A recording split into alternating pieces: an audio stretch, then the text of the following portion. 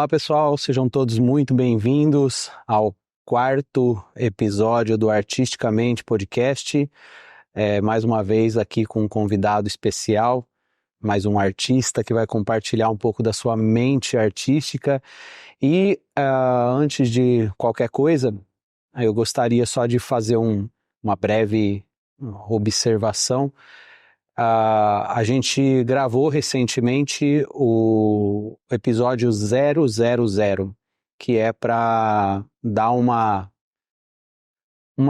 clareada, né, a respeito do que se trata o Artisticamente, do que envolve esse projeto, da forma como eu pensei para elaborar esse projeto, porque até hoje, às vezes eu acho um pouco difícil expressar exatamente o que o Artisticamente traz, que nada mais é do que uma espécie de exploração, explorar a mente do convidado, explorar como que aquela mente foi construída, explorar como que aquele olhar sobre a vida foi forjado, porque eu acredito que a arte de um artista, ela não é separada da vida dele. Não tem como ele viver a vida com um determinado tipo de olhar e na arte ele ter um olhar artístico, digamos. A vida, olhar comum, arte, olhar artístico. Não, ele tem um olhar artístico o tempo todo, né? E esse olhar artístico, quando eu falo, é um olhar atento, é um olhar que enxerga para além do óbvio. É como eu sempre digo, é aquele olhar que olha o que todo mundo olha, mas vê o que nem todo mundo vê, porque o artista é esse ser curioso, questionador, observador, que presta atenção nos detalhes, que entende a importância dos detalhes e de como belezas que passam despercebido normalmente no dia a dia crescem nos detalhes, né? Se avolumam, chamam a atenção. E é isso que faz com que o trabalho de um artista nos chame a atenção e chamou a minha, inclusive, para poder convidar o Gleyverson Duarte, Gleyverson, que é um artista que eu particularmente conheci há pouco tempo. O seu trabalho chegou até mim, né, através das redes sociais, e me chamou a atenção a forma como ele trouxe e apresentava aquele conteúdo, né? O pequeno vídeo dele ali nas redes sociais que eu vi me chamou a atenção, comecei a seguir, comecei a acompanhar, e daí a gente conversando, ele já falou para mim que já acompanhava o meu trabalho desde 2008, e enfim, a gente começou a trocar ideia e começou a perceber que havia muitas afinidades na forma de pensar, e despertou em mim uma curiosidade de ouvir mais o Gleyverson, saber algumas coisas que eu hoje olho para essa rapaziada aí na idade dele, ou até um pouco mais jovem, que vem trazendo, e eu falo, cara, eu tenho muito para aprender com essa rapaziada e eu quero ouvir de perto. Então, tá aqui o Gleyverson, seja bem-vindo, mano. Obrigado por ter aceitado o convite. Eu que agradeço, Charles. Nossa, é uma honra, uma satisfação enorme estar aqui com você. Legal, obrigado, cara. O Gleyverson é de Ipatinga, Minas Gerais. Interior de Minas. Interior de Minas. Você é nascido lá? Nasci lá até os 18 anos. Ficou lá? Fiquei lá e voltei agora em 2023, meados de 2023, do ano passado. Legal. E só um parênteses, às vezes quando eu começo aqui o podcast, eu tenho um pouco de resistência em relação a uma configuração de entrevista, sabe? Aquela coisa assim, ai, Gleyverson, né? Me fale quem é o Gleyverson. Quem é o Gleyverson na fila do pão, né? O que você faz? Conte aí o seu currículo. Eu não gosto particularmente. Então, eu gosto mais que vocês possam descobrir quem é ele a partir dessa conversa que a gente vai ter bastante informal, né? Que a gente consiga explorar realmente, né, detalhes dessa conversa, que acho que essa conversa vai revelar mais de você do que propriamente você dizer nome, onde mora, o que faz, quantos anos tem e tudo mais, né? Até porque o que me importa é realmente essa mentalidade que foi construída desde de Ipatinga e por todos os lugares por onde você passou, né? Que inclusive a gente conversando um pouco antes, passou por onde? Nossa, e como tudo se conecta, né, cara? É, Ipatinga até 18 anos, depois, então comecei a desenhar, já não é uma pergunta, mas já vou entrar nesse Sim, assunto. sim. Comecei a desenhar na minha adolescência, ali saindo da primeira 10 anos de idade, Aham. comecei a rabiscar até por um incentivo do meu pai, tava O pai viagem. desenhava? Não, ele não desenhava, ele tinha uma habilidade manual por causa do ofício dele, de soldador. Hum. Ele tinha a solda dele era conhecida por ser uma solda muito precisa, muito alinhada. Os amigos, colegas de trabalho falavam que não precisava nem de lixa para fazer os reparos da Acabamento. solda mal feita, acabamento, porque a solda era muito retinha. Então ele tinha esse traço firme. E isso acabou dando para ele uma habilidade no traço. E aí, numa dessas visitas que eu fiz ao meu pai, né, no estado onde ele morava, Você não morava com ele? não. Meus pais são separados, nós éramos bem crianças. Uhum. E numa dessas visitas, a gente tá ali de bobeira na sala, meu pai começa a fazer um traço de um perfil, e aquilo me encanta. Eu tava com uns 10 anos, me encantou de uma Você forma. lembra até hoje dessa cena? Lembro dessa cena nitidamente. E foi o meu primeiro start, assim. Eu já gostava de desenhar como qualquer outra criança, né? Uhum. Mas era um Escola. rabisco sem muito compromisso. Desenhos que todo mundo desenhava, né? Dragon Ball Z e Cavaleiro do Zodíaco. Você tem quantos anos? 35. 35, tá. E aí, vendo meu pai fazendo esse perfil, eu comecei a desenhar no dia seguinte. Já peguei revistas para tentar desenhar rostos, e a paixão por rostos já veio ali, naquele momento. Então, né? Então, Ipatinga, respondendo a sua pergunta, Ipatinga até 18 anos. Aí, toda a minha infância, adolescência, aí eu fui impelido a descobrir outros lugares pelo contexto em que eu vivia. Mas aí, Gleison, é só uma observação. Você começou a desenhar com 10, até os 18 você ficou em Ipatinga, mas nesse período você sempre teve contato com o desenho, com a arte. Sempre tive, Charles. Eu sempre cheguei, depois dessa viagem, eu já fui para minha casa já continuando a praticar. De retratos, desenhos de mão livre, desenhos, enfim, por observação. E É engraçado que me passou um pensamento aqui. Você não morava com seu pai, e aí você foi visitar, lá ele fez um desenho que te deu esse start e você voltou para sua casa e ficou desenhando. Parece que o desenho, ele cria vínculos, né? A demais. arte cria vínculos, assim, parece que você foi lá e através do desenho, de certa forma, criou um vínculo com o seu pai, né? A ponto de trazer essa Muito história. mais para mim, né? Sim, total. Fez muito mais sentido. Para ele foi uma cena trivial ali. Sim. Ele esqueceu no dia seguinte daquilo, mas mudou minha vida. Que legal. Esse contato de pai e filho, hoje eu tento trazer isso para os meus filhos, né? O que eu tive com meu pai ali, naquele pequeno instante, uma pequena visita, desencadeou uma busca desenfreada por esse conhecimento, por esse aprendizado. Então, quando eu voltei para minha cidade, eu tive... o meu irmão estudava com um colega que desenhava muito bem, tinha uma pasta de desenho. Meu irmão, sabendo que eu estava gostando muito de desenhar, ele pediu essa pasta desse amigo emprestado e levou para mim. Aí falou aqui, o que esse meu amigo faz, cara? Esse cara desenha muito, cara. Eu acho que você gosta de desenhar, acho que você pode chegar nesse nível aqui. Então ali foi minha primeira inspiração, aquela pasta de desenho. Eu fiquei uns 2 dias com aquela pasta. Eu tirei xerox de todos os desenhos, então aqueles desenhos se tornaram as minhas primeiras referências, né? Eu tentava copiar aqueles desenhos, eu tentava acompanhar o traço dele, eu olhava, engraçado que os detalhes já me chamavam a atenção nessa época. Eu olhava o traço ali, pequenos detalhes no olho, como ele fazia os traços, os pequenos traços, que posição, eu imaginava a posição que ele pegava no lápis para fazer aquele traço, tamanho dos traços, enfim. E E aí eu comecei a desenhar a partir dali. Aí não parei mais. Tipo, naquele período, né? 10 anos, 12, 13, 14. E aí foi indo. Com 15 anos, ainda em Patinga, aliás, 15 não, 17 anos, uma revista local me chamou para fazer uma entrevista ali. Por causa dos desenhos? Por causa dos desenhos. Nessa época, inclusive, eu entrei para um curso de pintura. Inclusive tem até na minha rede social essa postagem dessa página, né? Foi uma página da revista que fez ali uma entrevista comigo.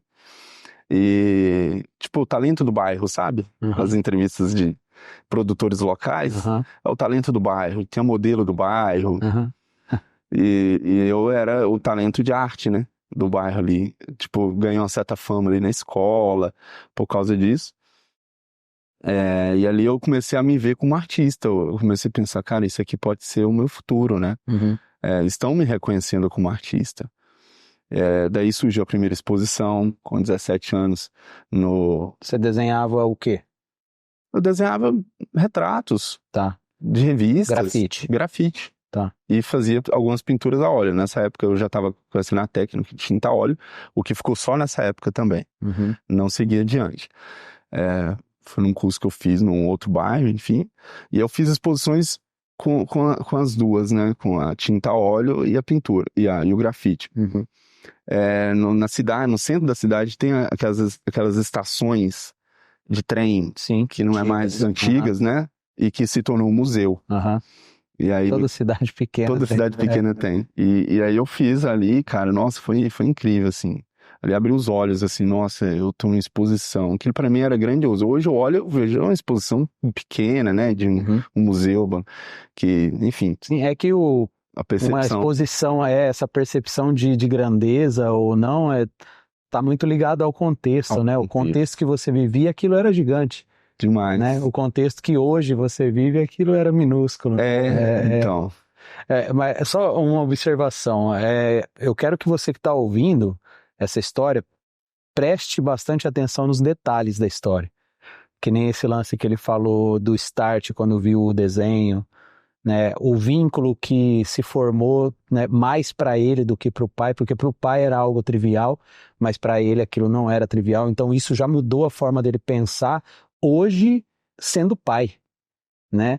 Então são essas nuances do que está sendo contado que eu enxergo a mente do artista, entende? Ele se apega e ele pesca detalhes nas relações, nos acontecimentos, que muda totalmente a visão de mundo dele, né? O mundo para, né? Naquele momento. O mundo para. Acontece de numa velocidade diferente. Muito bom. Muito bom isso. E, nossa, e assim, quando eu fiz essa primeira exposição e aquilo despertou para mim uma carreira, eu falei, que pode ser minha carreira, uma possibilidade, né?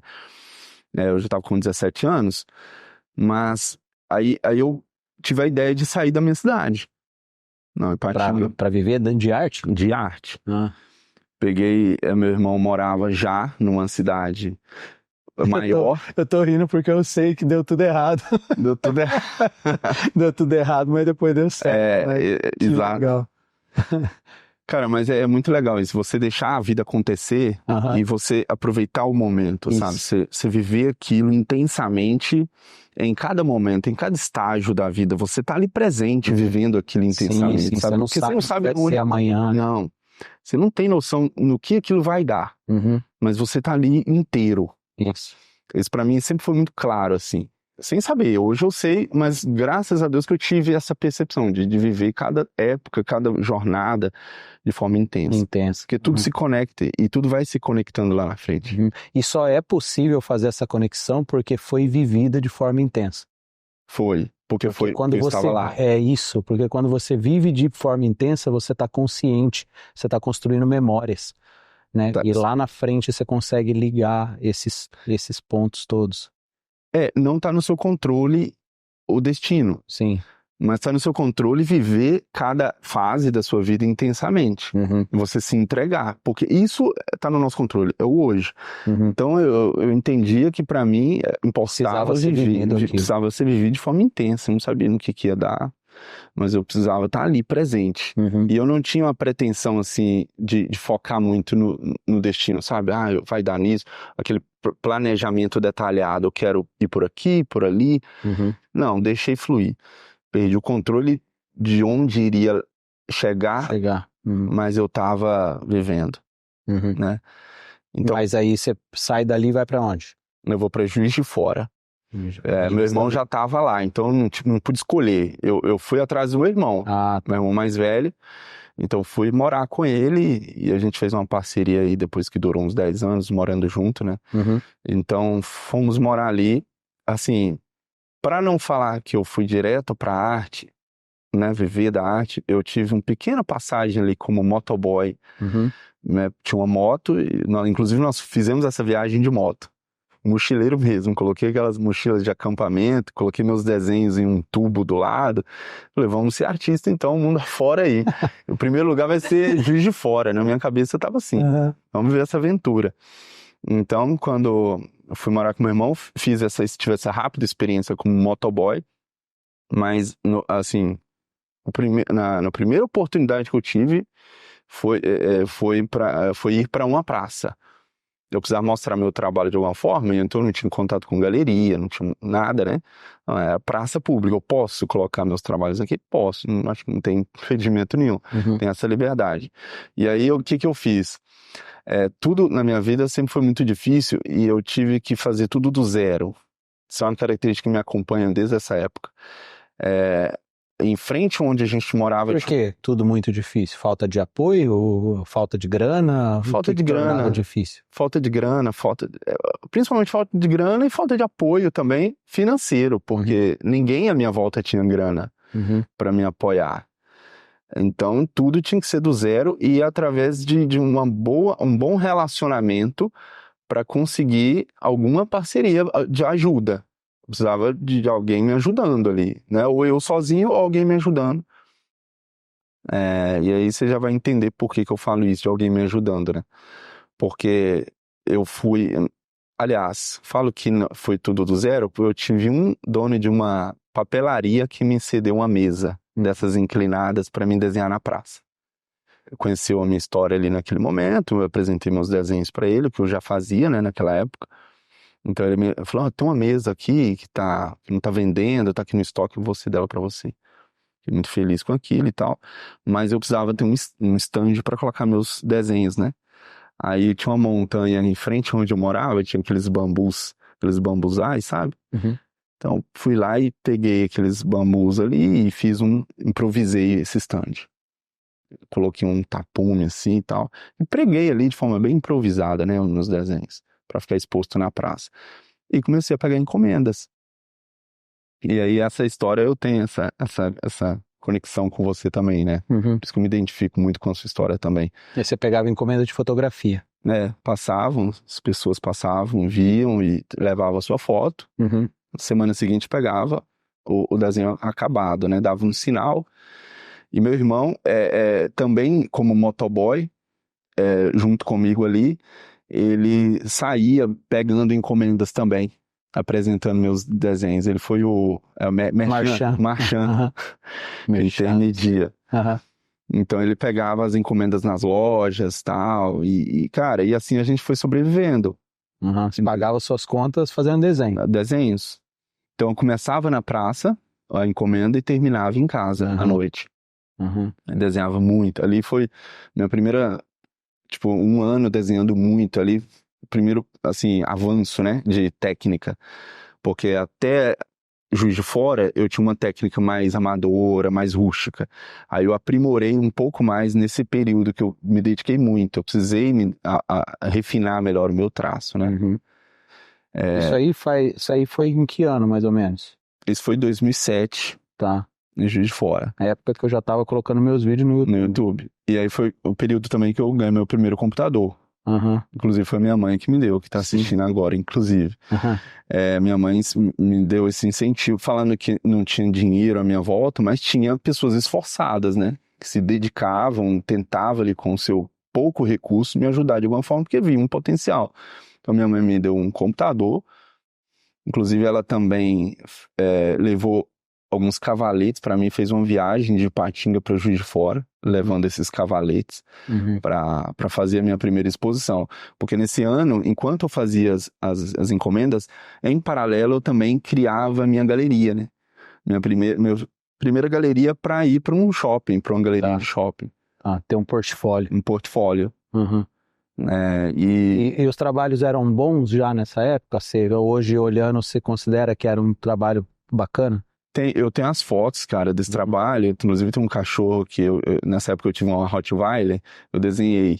E eu admiro muito. Hoje, com a técnica que eu desenvolvi hoje, eu já consigo admirar esse trabalho dessa época. Que legal. Então, em um ano, eu evolui muito a técnica, sabe? Os retratos também, embora sejam mais rústicos, mas era um pouco maior, no mínimo o tamanho A3. E eu consegui me dedicar mais ali num pequeno espaço de papel, aliás, um espaço maior de papel para conseguir um realismo maior. Então eu gosto muito desses desenhos. Tá. Né? E desenhava muito, full time. Muito, full time. Tá, legal. Às vezes entrava noite adentro. Nem pensava em, sei lá, trabalhar em outra coisa. Não pensava. Nessa época eu queria viver daquilo mesmo. Eu já estava com outras ideias. Não, quero fazer exposições. Aí eu fui para um shopping da cidade e pedi, não lembro o nome do shopping agora, cara, mas é um... Mas Juiz de Fora te oferecia mais possibilidades de viver da arte do que Ipatinga? Sem dúvida, porque inclusive tem o Parque Alfred, que fica no centro, você vai lá, você vai conhecer, fica no centro da cidade, e tem muitos hippies, cara, e artistas de rua. Onde eu comecei foi assim, né? E aí eu conheci esses caras que desenhavam também. Foi a partir disso também que eu falei, não, eu vou pra praça. Esses caras estão ganhando dinheiro com encomenda, eu sei desenhar, então é aqui que eu vou ficar. Então no Parque Alfred tinha muitos hippies que faziam miçangas e tal, e tinha pintores de aquarelista, tinha de tudo, cara. Artista de pintura, tinta a óleo, fazia caricatura. Mas eu pensei, na minha cabeça eu pensava assim, não posso ficar só na praça. Eu tenho que ir para uma galeria, eu tenho que ir para um shopping. Então, visitando um shopping da cidade... A mente inquieta do artista. Inquieta, sempre, cara. Sempre inquieta. Tentando... Cara, era um jovem tentando vencer na vida, entendeu? Isso, para mim, era claro. Buscando caminhos. Que até ali não tinha sido tão fácil, né? Então, quando eu cheguei nesse shopping, com 19 anos, eu fui direto no setor de marketing, buscar com quem eu falo para mim colocar meus trabalhos aqui na galeria. Consegui falar, consegui uma oportunidade, consegui um espaço. Eu fiquei 45 dias nesse shopping. E ali aumentou as encomendas, obviamente, né? Aí tive meu primeiro livro de assinaturas e tal. De visitantes. Começou a ter uma estrutura melhor.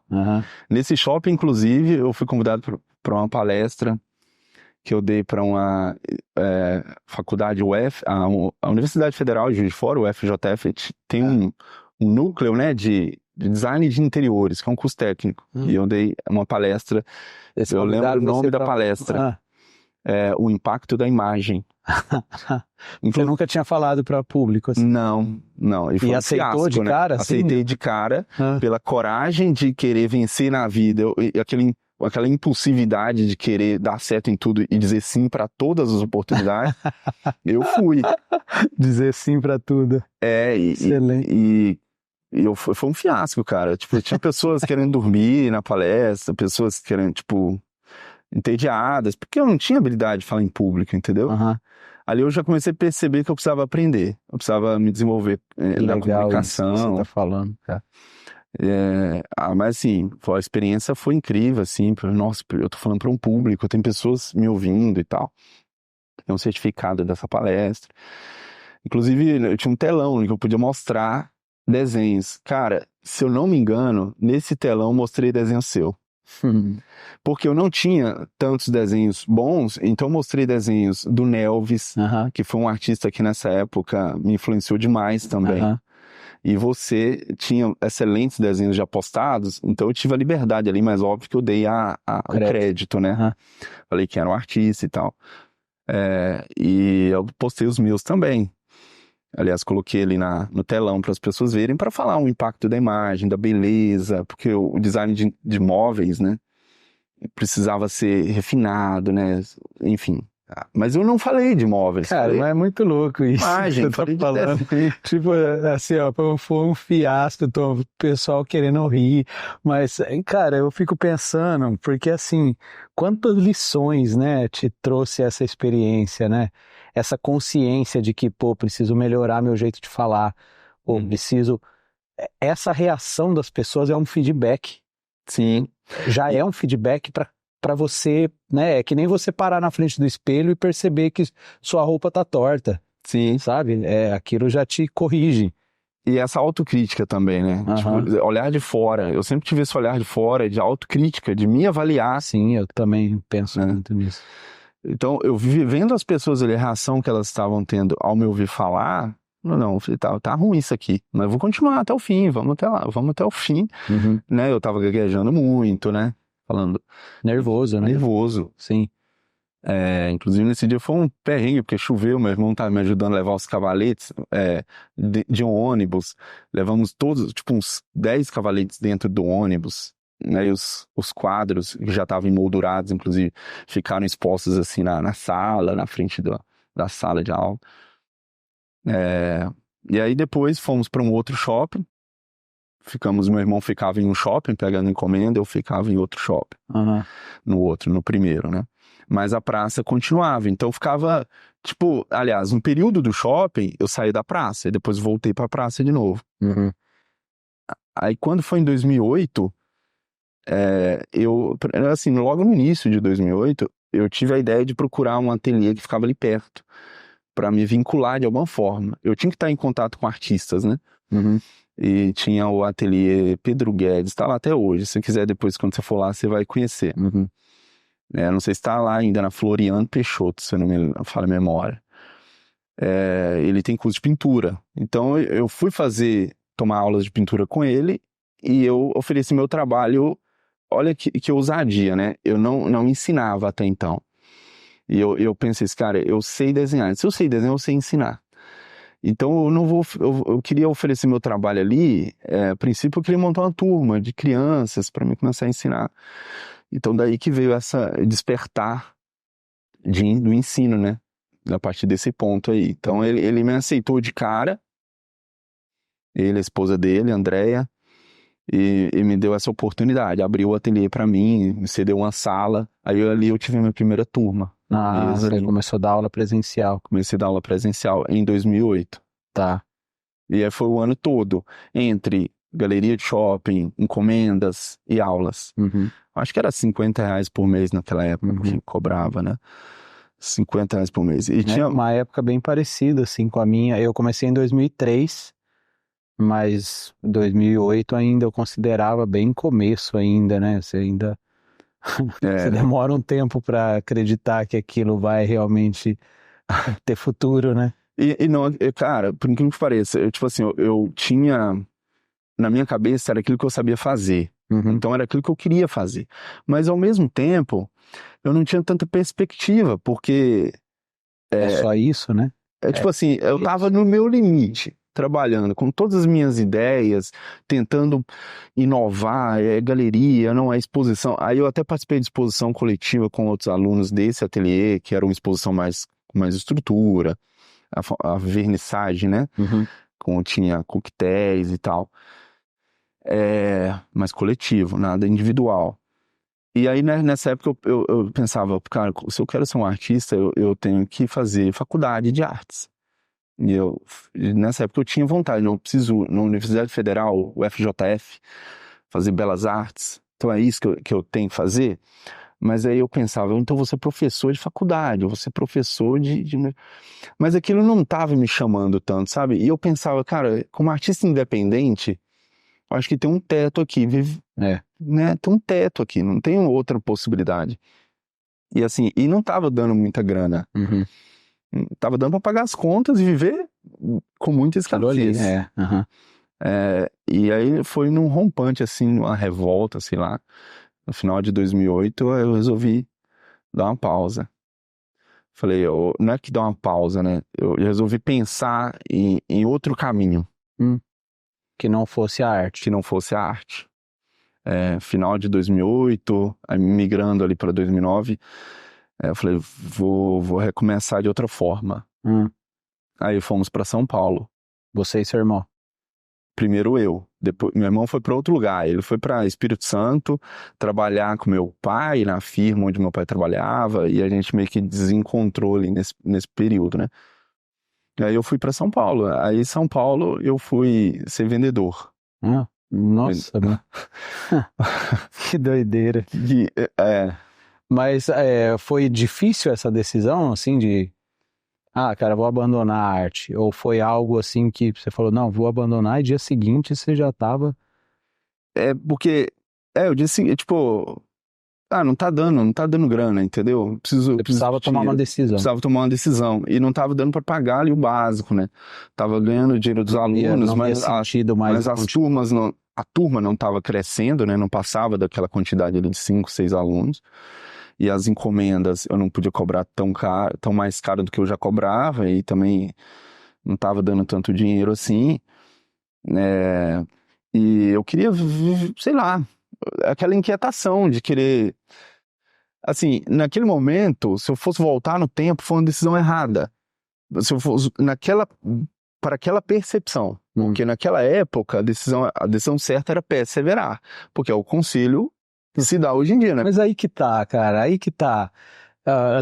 Antes da gente começar a gravar aqui, antes da gente começar isso aqui, a gente sempre fica um pouco nervoso, né? Antes de começar, né? Ele tá um pouco nervoso, eu também, aqui e tal. Eu falei pra ele, fica tranquilo, não existe erro. Não temos os erros, eles não existem, não falei? Aí agora você falou isso, não existe erro, cara. Não existe. Não existe. Hoje existe a história, né? Não, deveria ter ido por outro caminho. Mas aí você não ia viver tudo que você viveu e aprendeu, né? Não existe. Eu acredito muito nisso. Hoje eu entendo perfeitamente que existe a sua jornada, existe a sua história, e não se compare com ninguém, sabe? É a sua história. Não, e o lance de você, que nem você disse no começo, o lance de você estar vivendo intensamente aquilo ali, você está aprendendo também. Sim. Né? Eu estou aprendendo aqui, a gente está aprendendo quando sai daqui, a gente está aprendendo enquanto a gente almoçou junto e está conversando. Cara, quando você está presente, você está aprendendo. Não existe tempo desperdiçado quando você está atento. Não, tá atento, é isso que você falou. Se você está atento, vivendo o presente e disposto a arriscar, a dizer sim... Você está construindo repertórios novos, né? Você está construindo, e depois faz sentido. Na hora eu estava frustrado, pra falar a verdade para você. Eu estava assim, com aquele sentimento frustrado. Sim. Pô, vou abandonar um sonho que realmente era um sonho e ainda é. Nossa, muitas dúvidas, né? Muitas dúvidas. Eu falei, cara, eu vou fazer uma coisa que eu não gosto, né? Uma coisa que, tipo, eu gosto de desenhar. Por que eu não sigo nisso, né? Por que eu não persevero nisso? Mas naquela época não deu para perseverar. Então por isso que eu falo que, voltando atrás, lá hoje eu sei que foi um acerto, né? Tudo contribuiu, tudo foi se conectando, mas... Teoricamente eu estava errado. Mas eu comecei nas vendas, e como sempre... Aí você foi trabalhar de vendedor em loja? Em loja. Tá. Eu posso falar? Posso falar? Pode. Então eu fui pro Ponto Frio. Já dá até para imaginar o Gleiverson de uniforme no Ponto Frio em 2009. Vendendo eletrodoméstico. 2010. Porque o período assim, trabalhando como fiscal de piso, tipo, fiscal de loja, e eu vi os vendedores trabalhando. E eu vi os caras de carro, pai de família. Eu falei, cara, isso aí dá dinheiro. Então eu acho que eu vou migrar para isso daí. Então eu fui atrás do gerente de loja, não tenho experiência não, mas eu tenho muito esforço, eu tenho muita força e vontade, eu quero aprender a vender e tal. Eu aprendo. E o gerente me deu essa oportunidade do centro da cidade de Diadema, que eu já estava em São Paulo nessa época, eu fui para Diadema, né? Morar com um tio meu. Fiquei só 6 meses, depois eu segui com minhas próprias... Você saiu de casa novinho, né? Pra sair pro mundo, tentar a vida. Foi, tentar a vida mesmo. Então, como vendedor ali, eu fui aprendendo e me destaquei, cara. Fui um bom, modéstia à parte, fui um bom vendedor. Você nunca tinha trabalhado como vendedor? Não, cara, como vendedor, não. Primeiro emprego, assim... Primeiro emprego. Tá. Aliás, CLT eu já tinha trabalhado, mas foi algo mais rápido. mais rápido. E essa eu já comecei a olhar como uma carreira, porque era uma empresa grande. Era a primeira empresa multinacional, né? Ponto Frio já era uma grande empresa a nível nacional. E depois ela foi se tornar Via Varejo, com Casas Bahia. E aí eu comecei a ver uma carreira ali dentro. E de fato aconteceu. Me saquei como vendedor, depois tive uma oportunidade de me tornar consultor de treinamento de vendas por causa dos meus números. Os números que eu apresentava eram bons números. Eu tinha uma técnica ali, eu desenvolvi uma metodologia para vender. E aquilo, enfim, chamou a atenção da liderança. E eu te convidei aqui pro podcast porque os números chamaram a atenção. A metodologia e tudo, você vê que... Como se conecta, como vai se conectando, né? E hoje pra você ver, naquela época eu tinha as métricas, né? As análises que eu tinha que apresentar. Hoje também eu analiso os meus próprios números, eu tenho... Eu vou pegar aqui para falar pra galera aqui dos números, porque às vezes a gente fala assim, né? Falar, mas quem é esse cara, tal... Ó, o Gleiverson agora no TikTok tá com quantos mil seguidores? Eu não tô com o TikTok aqui. 940 mil. 940 mil seguidores no TikTok, quase 1 milhão de seguidores. 584 mil seguidores no Instagram. Agora há pouco eu fui postar um vídeo dele nos meus stories para anunciar que eu iria entrevistar ele aqui, né? E aí, ó... 83 mil compartilhamentos de um Reels, 79 mil compartilhamentos de outro Reels, 58 mil compartilhamentos de outro Reels. Assim, me chamou muito a atenção quando eu vi isso, né? Falei, cara, o que esse cara tá fazendo que tá batendo esses números tão grandes? E aí agora você contando essa história, na minha cabeça já tá se montando um quebra-cabeça, já fazendo sentido. Você começou a ser o cara dos números desde aquela época. E de resultado, né? Eu precisava dar resultado. Mas você deve isso aqui, tipo, sem envolver crenças e fé, mas no sentido de ordem prática, você acredita que esses números foram alcançados por quê? O que você fazia de diferente dos demais? Então, eu acho que eu tinha uma vontade, sempre tive uma vontade muito grande de dar certo em tudo que eu fizesse. Então acho que o meu esforço era acima da média. Tá. Então se tinha ali uma equipe de vendas, tinha os caras que levavam mais assim na tranquilidade, tipo esperando o cliente chegar até ele, eu já ficava na porta. Entendi. Você queria fazer a coisa acontecer. Eu queria fazer a coisa. Queria acelerar o processo. Acelerar o processo. Eu preciso de venda. Eu não posso depender do cliente me procurar, gostar de mim. E na minha cabeça eu pensava assim, cara, e nem existe, na verdade. Hoje eu refuto a ideia de que existe uma técnica de vendas. Eu acho que o vendedor ele só precisa ser gentil, bom, bem educado, empatia, simpático, porque eu preciso fazer com que o cliente goste de mim. Se ele gostar de mim, ele vai comprar de mim. Então, naquela época, eu entendi isso. E tanto que eu não tinha experiência, e se eu entendi isso, eu passei a ter um bom resultado. Porque eu falei, eu vou ser educado, cara. Eu vou trazer aqui os meus valores para o chão de loja, né? Humano, né? Humano. Eu vou dar atenção, vou olhar no olho, eu vou sorrir, eu vou pedir para sentar. É o lance de estar presente. Isso. De estar presente, de estar ali intenso fazendo ali. E isso refletiu nos números, deu bons resultados.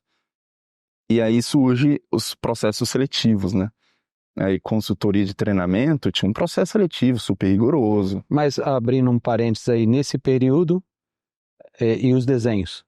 Desenhava paralelamente, assim, de vez em quando? Bem raramente. Tipo, uma vez a cada 15 dias, tava entediado, precisava pegar... Aí ele se tornou um hobby.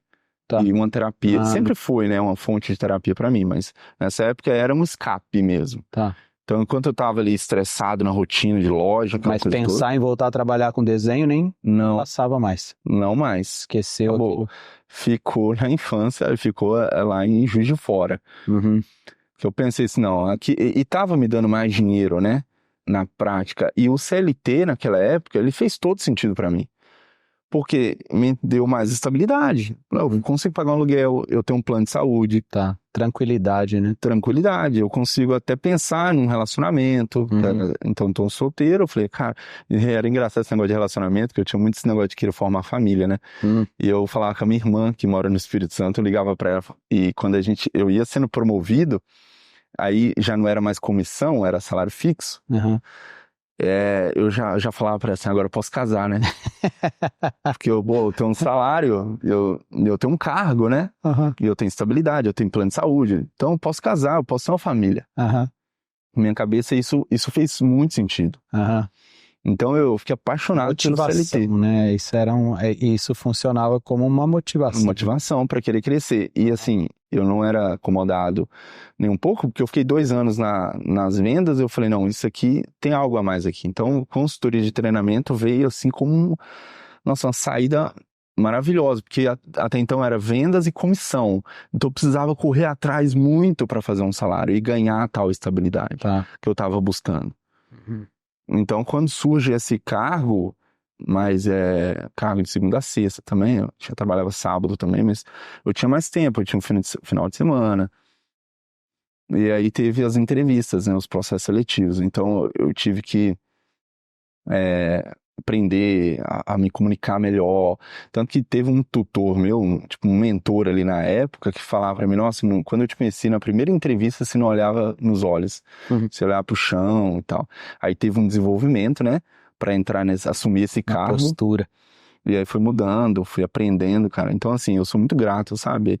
Hoje eu não falo mal, cara, de quem trabalha no CLT, não falo mal do CLT. Eu acho que ajuda muito as pessoas, sabe? O empreendedorismo também, mas, claro, óbvio, eu já sou do empreendedorismo, né? Tenho o meu próprio negócio, mas o CLT, ele me deu uma grande oportunidade, me desenvolveu demais. Foi uma escola, né? Uma escola. Total. Lembrar daquele cara que palestrou lá né, na faculdade lá, né, sobre imagem, daí chega lá na frente, você tá fazendo curso, dando treinamento e ensinando. Não, e olha só como me conecta. Eu tava dando palestra numa sala de aula ruim e naquele momento eu apenas desejei dar a palestra, continuar fazendo aquilo, só que de uma forma mais profissional. E aí, esse cargo me deu essa chance. Como consultor de treinamento, eu me vi, de repente, na frente de uma sala, dando treinamento para vendedores. Com slide e tal, passando lá e, enfim, fiquei 2 anos nesse cargo, cara, foi um aprendizado. E nesses 2 anos também eu fiz faculdade de marketing, até como orientação da empresa mesmo. E ali eu tava... agora, pensando nessa questão de mente, né, mentalidade, mindset, você falou que você ficava na porta da loja, você se empenhava em vender mais e tal. Daí passa um tempo, aí eu peguei os números aqui das redes sociais para mostrar aqui para a galera, para fazer uma comparação dos números, né? Comparação não, uma analogia aí de que você era o cara dos números. Aí quando você vai fazer palestra, essa forma metódica de pensar e querer alcançar mais e tal, acompanhava também essa questão de... O que eu quero dizer com isso? Porque eu conheço pessoas que pensa de uma forma, parece que estatisticamente, sabe? Parece que a mente dele pensa em números e gráficos e tal. Se eu fizer aqui, aumenta ali. Se aumentar essa proporção, aquilo fica, entende? Proporcionalmente mais estável, enfim. Quando você ia fazer palestra, sei lá, você tem que montar seus gráficos. Sim. Eu falo isso como alguém que também monta palestra. Então, às vezes eu penso o quanto que a minha forma de pensar influencia na maneira como eu elaboro as minhas palestras, por exemplo. Você tinha esse cuidado de fazer uma palestra, sei lá, melhor do que a anterior?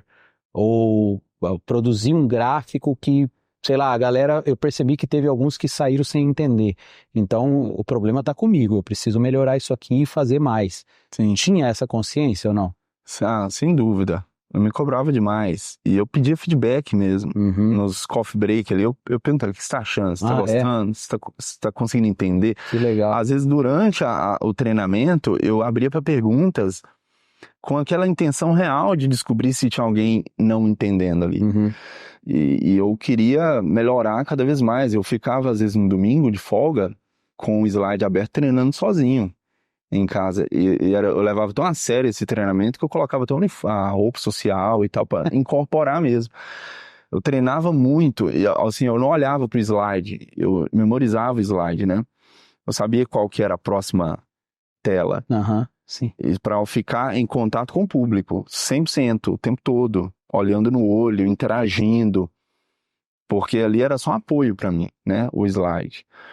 Então, eu me cobrava demais, Charles. Eu sempre fui muito, assim, dedicado no que eu fazia para fazer dar certo. Mas isso aí, esse lance de se cobrar demais, tem gente que paralisa, né, cara? O perfeccionismo, ele tem esse risco de te paralisar. Você não pode se sabotar. Eu tinha muito, eu sempre fui muito perfeccionista. Eu atribuo isso à ausência de pai. Era uma espécie de busca por aprovação? Busca por aprovação. Porque como meu pai saiu de casa, nós éramos criança, e hoje reflete isso no cuidado que eu tenho com os meus filhos.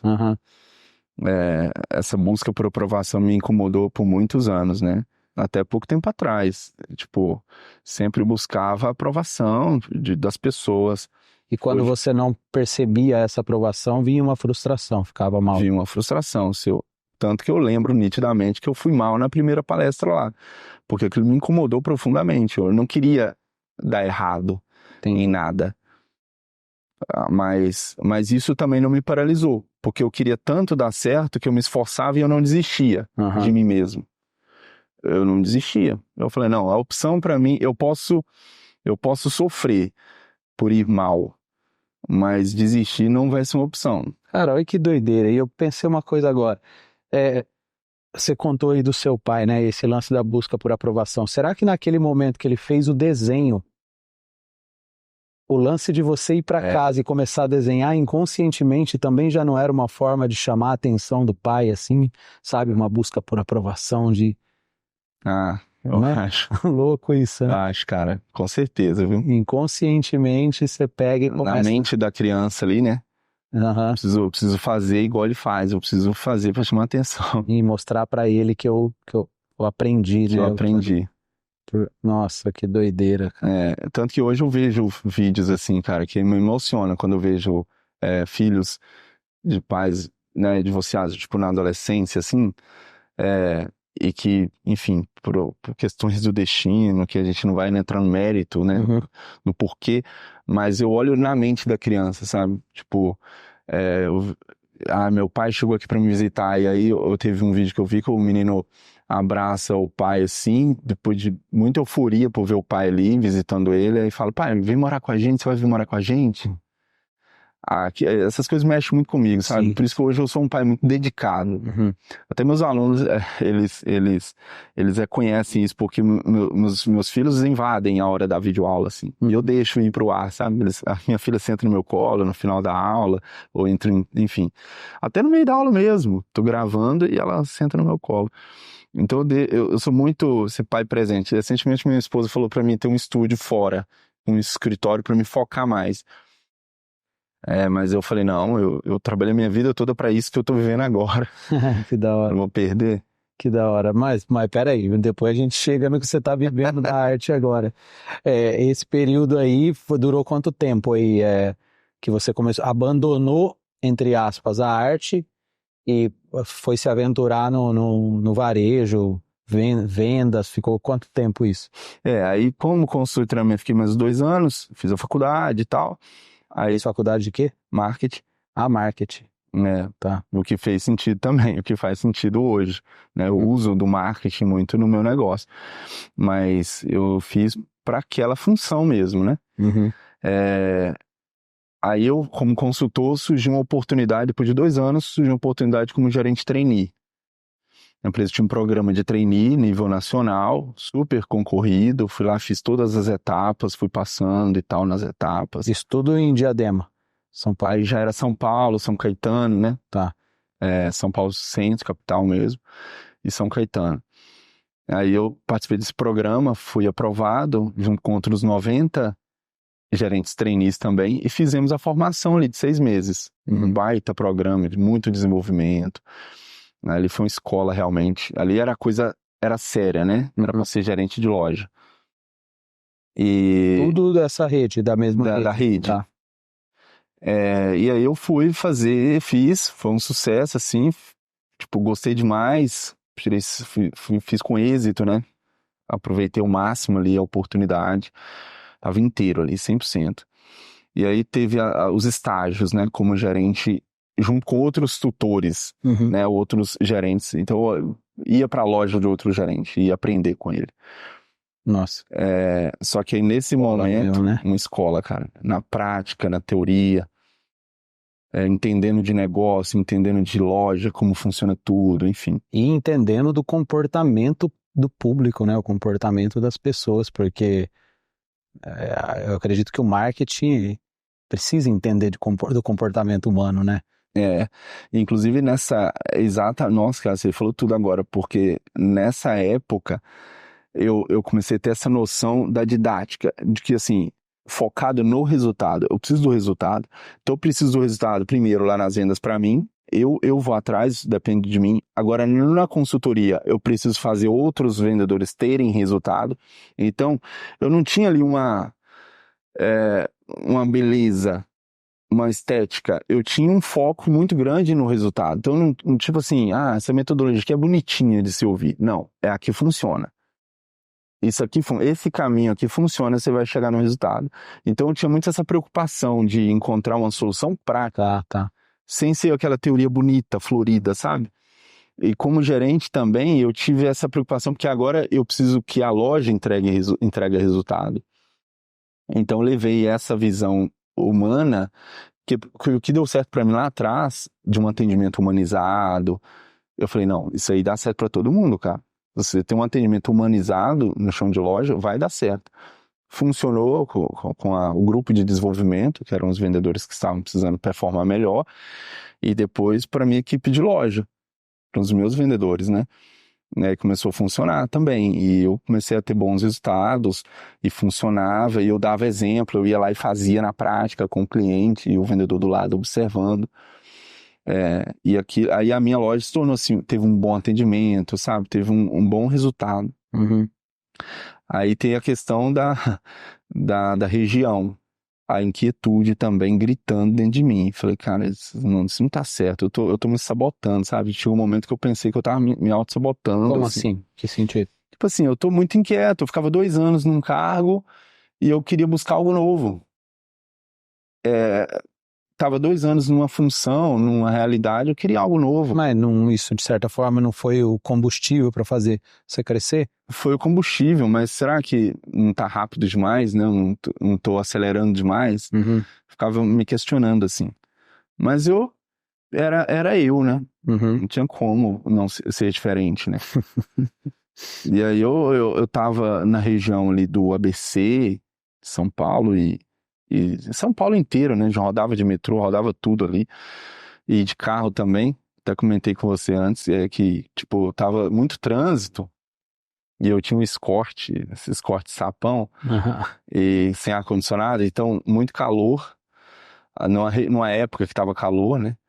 Eu tava pegando trânsito, eu falei, não quero isso aqui pra minha vida, cara. Não, isso aqui tá... Caos de São Paulo. Caos de São Paulo. Sem E ar-condicionado. quando não é carro quente. Tem uma avenida ali na CUPC, quem é de Diadema vai saber, conecta Diadema à Zona Sul. Eu fui para a Zona Sul de São Paulo trabalhar durante 30 dias, então eu pegava a CUPC, e a CUPC tem vários semáforos, e ela é um retão enorme, e ali é um trânsito, não é um trânsito atípico, que deu um acidente, é um trânsito diário. Sim. E eu tava vendo aquilo ali, eu falei, se eu pegar uma loja numa região dessa, morando em Diadema, por exemplo... Tem que trabalhar todo dia. Todo dia. E eu via isso acontecendo com os gerentes. Teve um gerente, inclusive, dessa Zona Sul da cidade, aliás, não lembro bem, Shopping Fiesta, se não me engano. Ele falou pra mim assim, cara, é isso que você quer pra sua vida mesmo? Porque eu tô aqui há 19 anos nessa função. Nossa. Eu não sei o que é ir num aniversário de sobrinho meu. Eu não sei o que é ir num casamento no sábado, porque sábado é o dia do varejo, né? E esses eventos acontecem geralmente no sábado. E os caras não vai. Eu ficava refletindo naquilo, né? E foi bem nessa época que eu comecei a me incomodar com a região. Eu falei, não quero morar aqui. E aí eu pensei, como é que eu faço para continuar nessa jornada de carreira, de varejo, que é isso que está funcionando para mim, mas sair dessa correria. Aí me deu um start, assim, a empresa estava crescendo muito, estava abrindo lojas, inaugurando no Brasil, né? Eu falei, eu vou falar com o RH, vou gritar pro RH, eu quero pro interior. Eu vou morar em algum interior do Brasil aí. Então eu espero que a galera que tá ouvindo consiga perceber o padrão de comportamento se repetindo em todas as cenas, assim, né? Só muda o cenário, mas o mesmo comportamento em todos. É o mesmo comportamento em todos. E estamos falando de arte, mas há um tempão já falando só de... Não, mas isso tem a ver com a construção da sua mente, né, cara? Porque o podcast é a mente do artista. A mente do artista, olha o jeito que ela está sendo construída, forjada no varejo. Ali tinha embora estava na função como gerente, consultor, mas ali dentro tinha um artista. Uhum. Ainda estava vivo, tinha uma chama ali ainda, né? Uhum. Embora eu não quisesse mais, eu falei, não quero isso para minha vida, aquilo estava fazendo mais sentido. E eu até esqueci, assim, eu lembrava quando eu buscava o escape, né? A arte, ela funcionava para mim como escape. Sim. Aí eu falei pro RH, eu lembro do dia que eu falei, eu fui lá no RH mesmo, pessoalmente, falei, olha, eu quero ir para um interior. Eu sei que a empresa está convidando os trainees para inaugurar loja no Brasil afora. Tinha um amigo meu que estava querendo, assim, o critério dele era ir pra praia. Tá. Maceió, tava abrindo muita loja no Nordeste. Aí eu falei, não, interior. Eu sabia também que o interior não funcionava no domingo, né? Aí eu falei que pelo menos no domingo eu quero descansar, e sábado até meio-dia. E eu queria o fim de semana. Então, ao mesmo tempo que eu queria estabilidade, eu também queria qualidade de vida. Claro. Aí eu falei, aí teve 3 oportunidades de loja de Teixeira de Freitas, Maranhão, São Luís, Maranhão e Barreiras. Maranhão, Barreiras, onde é? Barreiras é Bahia, extremo oeste da Bahia. Fica uns 900 quilômetros de Salvador, faz divisa com corrente do Piauí. Bem longe. Aliás, Tocantins, né? Tocantins, divisa bem longe. Outra realidade. Cara, se você perguntar pra mim assim, você conhecia Barreiras antes? Mas você foi pra lá? Eu fui. Eu escolhi entre as 3 que me apresentaram. Eu olhei no Google, olhei Teixeira de Freitas, eu vi Teixeira de Freitas, Bahia também? Bahia, Zona Sul. É a região sul da Bahia, né? Eu vi que Teixeira de Freitas... Cara, eu vou falar aqui mal de Teixeira, não vou falar mal de Teixeira de Freitas. É o que eu pesquisei na época. Quem é de Teixeira de Freitas aí me perdoe. Mas eu vi tava vendo algumas notícias de violência, sabe? Tá. Na região. Uhum. Aí já não decidi, já não vou pra lá. Tá saindo de São Paulo e que é o oposto. E aí, Barreiras, eu vi muita natureza. Muita, enfim, cachoeira. Então é aqui. Então foi sem critério. E inclusive o RH, quando tava com a proposta, falou, você tem meia hora pra decidir. Porque o regional de lá tá com urgência pra preencher essa vaga e tal, aquela correria toda do varejo, que as coisas é tudo pra ontem. Então eu não tive muito tempo a pensar. Aí eu fui decidir pelo Google ali. Tá. Não sabia que existia no mapa Barreiras. Sozinho, solteiro? Solteiro, e fui pra lá. 20 e poucos anos. 25 anos já. Nossa, cara, muito jovem, né? Um moleque. Moleque, cara, e assim... Olha, mas olha quanta coisa já tinha acontecido até os 25 anos, né, cara? Muita coisa acontecendo, mesmo assim, muito imaturo, cara, porque... Claro, total. 25 anos, já com um salário legal, não tinha uma boa administração financeira, porque pra mim era trabalhar e ganhar mais dinheiro. Sim, mas é o normal, de 25 anos, você tá com sangue no olho, né? Sangue no olho, vamos viver. Mas você ter parado e refletido pra escolher qualidade de vida com essa idade, não é tão normal, não é tão natural, não. Eu tinha, aliás, foi um pouco contraditório como eu buscava, porque a princípio eu buscava carreira, e eu falei, o próximo passo é o regional, né? É o cargo de gerente regional, que isso vai me dar uma visibilidade melhor, um status maior e tal. Mas isso você morando em São Paulo ou em Bahia? São Paulo. Tá. Mas aí, isso frente ao meu estresse que eu tava vivendo, fez mais sentido ir pra abrir mão da carreira mais promissora e ficar mais apagado, né? Porque no interior você fica mais apagado diante dos olhos da empresa, né? Você é um número lá do interiorzinho, sua lojinha lá, e você tá lá trabalhando na sua rotina. Só um detalhe aqui, cara, que me passou na mente, eu acho que vale a pena deixar registrado. É inconformismo, né? Parece que todas as suas decisões foi por inconformismo. Tipo, eu não tô conformado de ficar com isso aqui, eu quero outra coisa. Né? É uma das características que eu vejo nos artistas. O que é o inconformado? É o que não se conforma, ele não toma a forma de. Entende? Ele não se acomoda naquela forma, porque ele não se enquadra. Não cabe na forma. Não é a minha, não é o que eu quero. Não, tá legal, tá fluindo, mas agora não quero mais isso aqui não, agora eu sei do meu potencial, eu acredito que é outra coisa. Foi assim, foi indo assim, e assim, e aí, Barreiras, tá. Barreiras continuando ali. Loja, a mesma coisa. Com aquela metodologia de números, de resultado, e vai indo bem, até que eu, ainda como gerente, eu conheço a minha esposa. Lá em Barreiras. Conheceu a baiana. A baiana, a Ana, minha esposa que tá comigo até hoje. Assim, eu falo aqui, eu sei que ela tá ouvindo, mas aproveito esse gancho para homenageá-la, né? Porque é a minha companheira, cara, a mulher que me acompanha, me apoia, e daqui a pouco você vai saber o porquê disso que eu tô falando, né? Fato, assim, isso na prática, assim, ela faz desde o primeiro momento que me conhece. Mas tem uma curiosidade interessante aí nesse encontro, né? Namoro, normal, né? Tô ali solteiro, vamos namorar, né? Trabalhando, então, tipo, conheci ela. O foco no trabalho mudou depois que conheceu ela? Ficou mais... Mudou? Ficou mais relaxado? Ficou mais relaxado. Inclusive, ali, cara, quando pra mim, a Ana... Não deu vontade de voltar a ser artista? Tipo, a musa inspiradora? Não, ainda não. Não. Ainda não.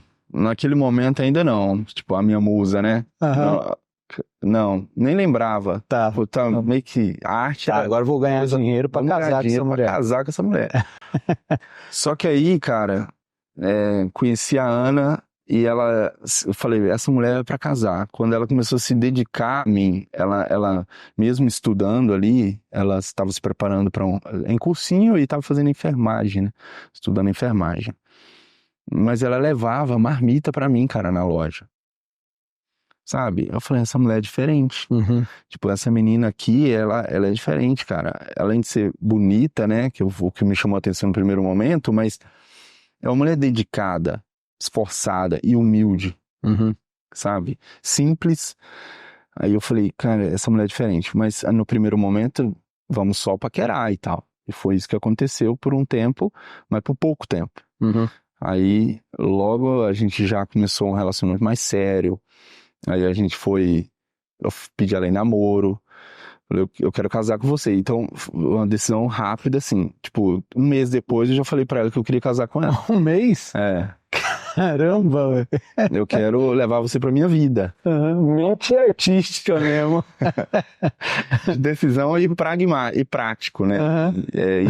E eu consegui, é porque, na verdade, a Ana, ela foi muito verdadeira, ela foi muito transparente, ela não fez aquele joguinho de relacionamento, ela foi muito inteira também. Que da hora. Ela sabia o que ela queria, ela estava gostando de mim, e ela foi muito verdadeira, foi muito transparente. Ela não escondeu nada, cara, eu consegui conhecer ela muito rápido. E aí eu falei, então foi fácil decidir, entendeu? Mas aí foi rápido, tipo, 7 meses depois a gente tava casando. Em Barreiras mesmo. 7 meses? 7 meses. Cara, os artistas são emocionados, né? O time dos emocionados. Que da hora. É intenso, né? Intenso. É intenso. E realmente, cara, nossa, essa jornada de 2008 a 2017 foi muito intensa, assim, tudo acontecendo muito rápido, muitas mudanças. E aí, só que aí eu me vi desempregado, cara. Por quê? Mas você ficou desempregado? Fiquei. Nossa. Do nada. Antes de casar com a Ana. Caraca. Essa você não sabia, né? Não, Eu, não, a maior parte do que você tá contando eu não sabia. Eu sei o todo, assim, por cima, né? eu inquieto, aliás, eu tava, beleza, tudo maravilha, não, é isso aqui, só que num dado momento eu me vi infeliz, assim, no que eu tava fazendo. Porque eu já tava já há uns 5 anos naquela realidade, reuniões, viagem para Salvador, reunião, resultado, aquilo começou a me inquietar. Eu falei, não, cara. E aí eu comecei a lembrar. Você perguntou se eu me lembrava, comecei a me lembrar da arte, Ah, tá. mas eu fiquei para mim.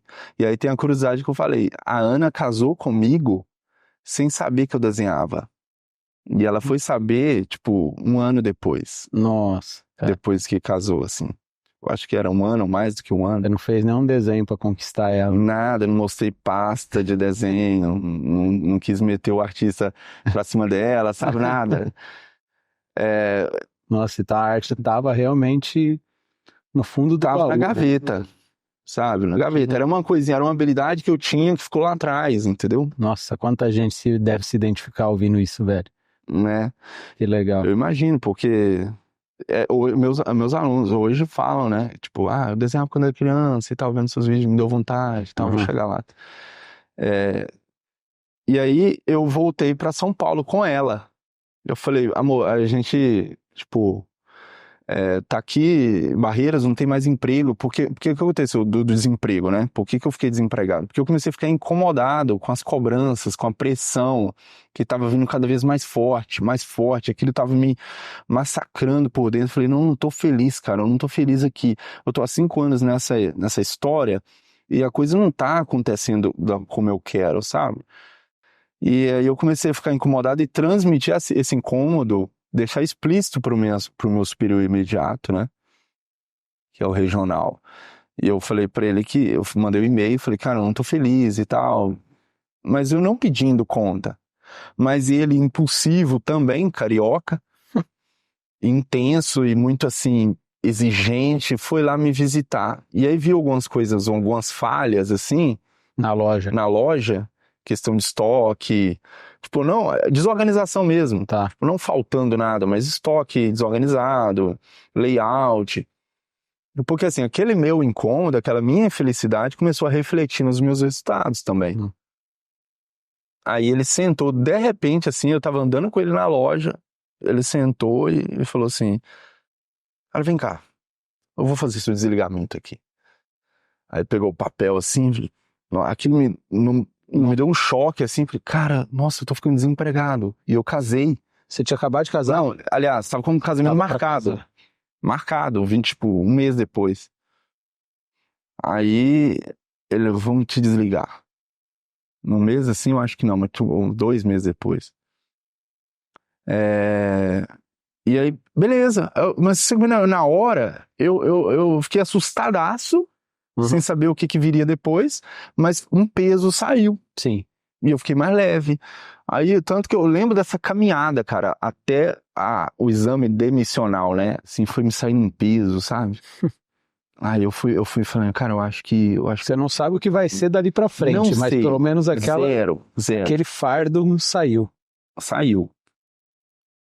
Só que, assim, a necessidade fala mais alto também, né? Tipo, tem o sonho, tem a questão da infelicidade, mas, tipo, na hora que a conta chega, mano, você tem que dar um jeito. É igual o Vitor contou aqui, né? Do hipopótamo, né? O sonho, né?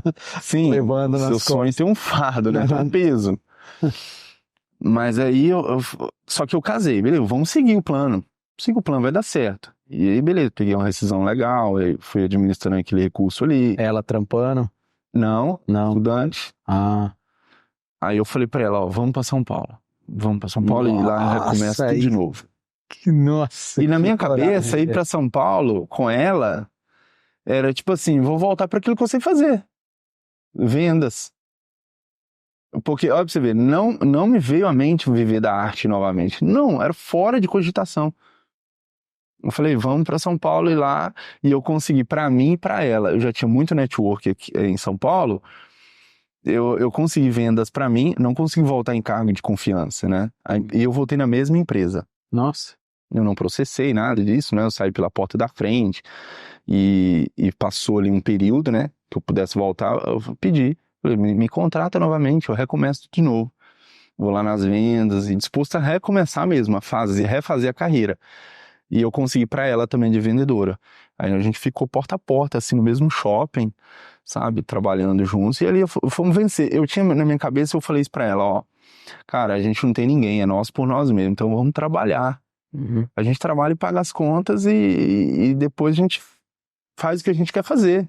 E não houve nenhum obstáculo para vocês saírem de barreiras, né? Barreiras. E ir para São Paulo, família dela, casamento novo, assim.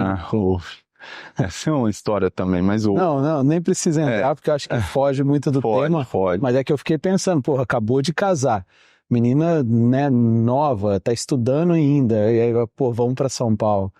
O cara fica desempregado. Chegou ontem, casado, levando a minha filha. Levar a minha filha, nossa. São Paulo.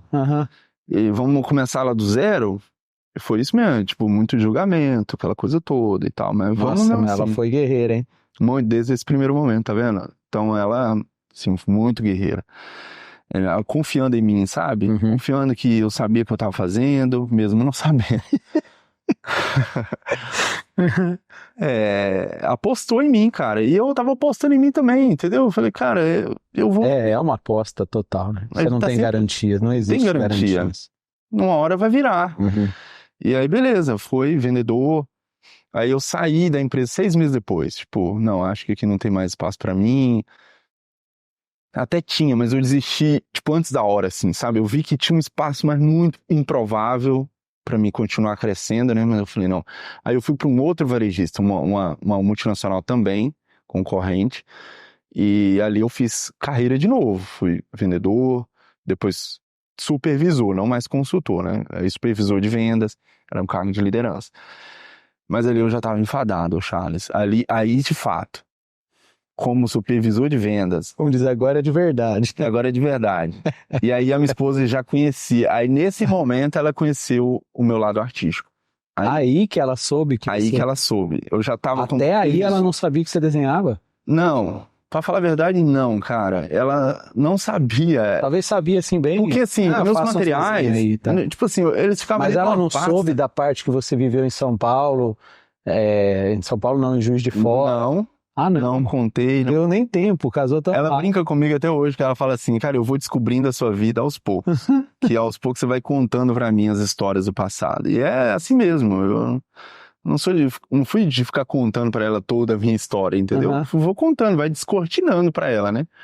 Eu só prometi pra ela assim, ó, não tem nenhum passado negro que você possa se assustar, nada disso. Você não vai descobrir nada absurdo. O passado não me condena. Não me condena. E aí eu, como supervisor, ela conheceu, né, o trabalho, tipo, porque ficava escondido, minhas pastas, meus desenhos ficavam numa pasta, tipo assim, a gente ficava levando aquele trem nas mudanças, ficava ali abandonado. Cara, aí como supervisor, eu já tava de saco cheio, já falei, não, essa vida não é pra mim mesmo.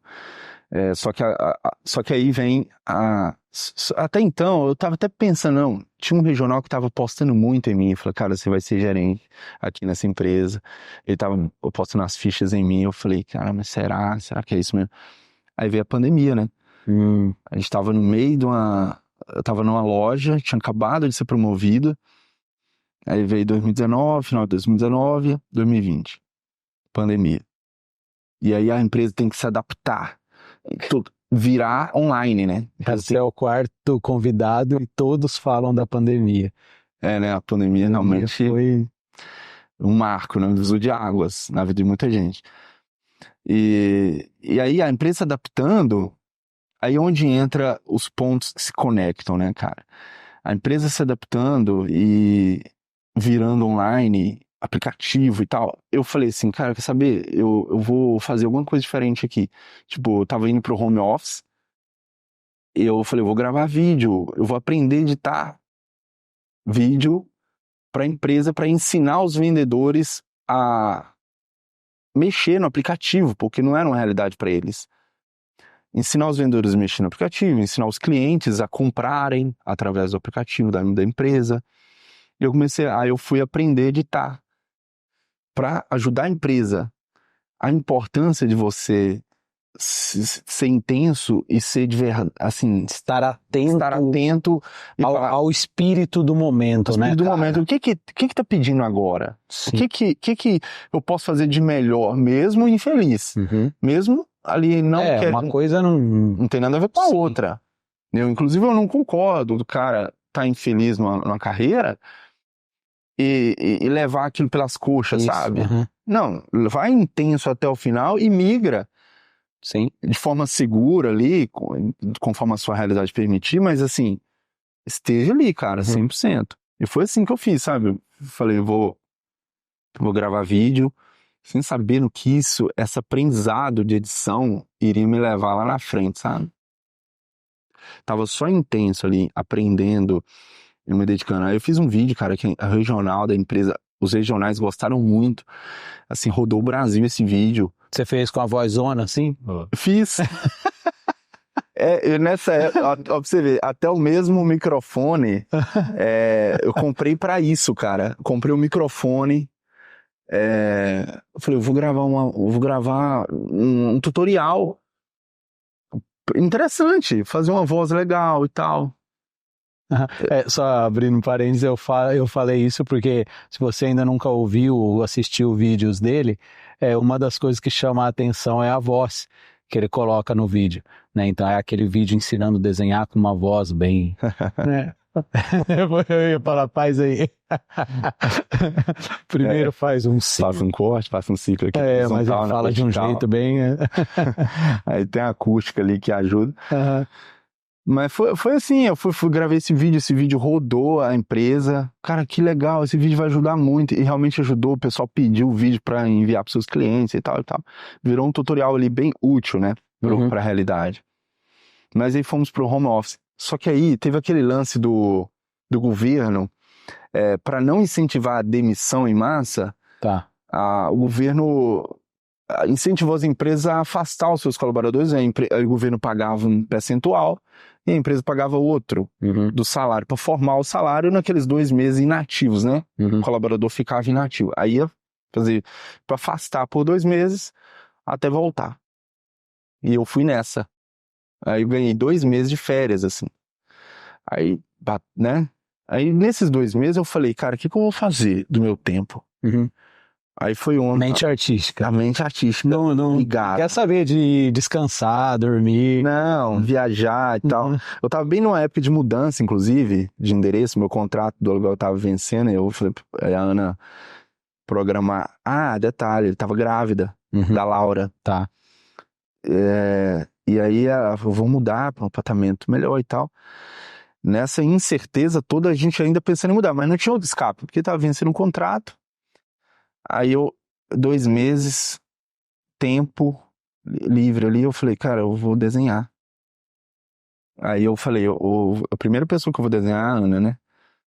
Ela, como recompensa ali, ela aí se tornou a minha musa inspiradora. Tiramos uma foto dela lá, eu falei, vou desenhar. Mas estava enferrujadaço, sabe?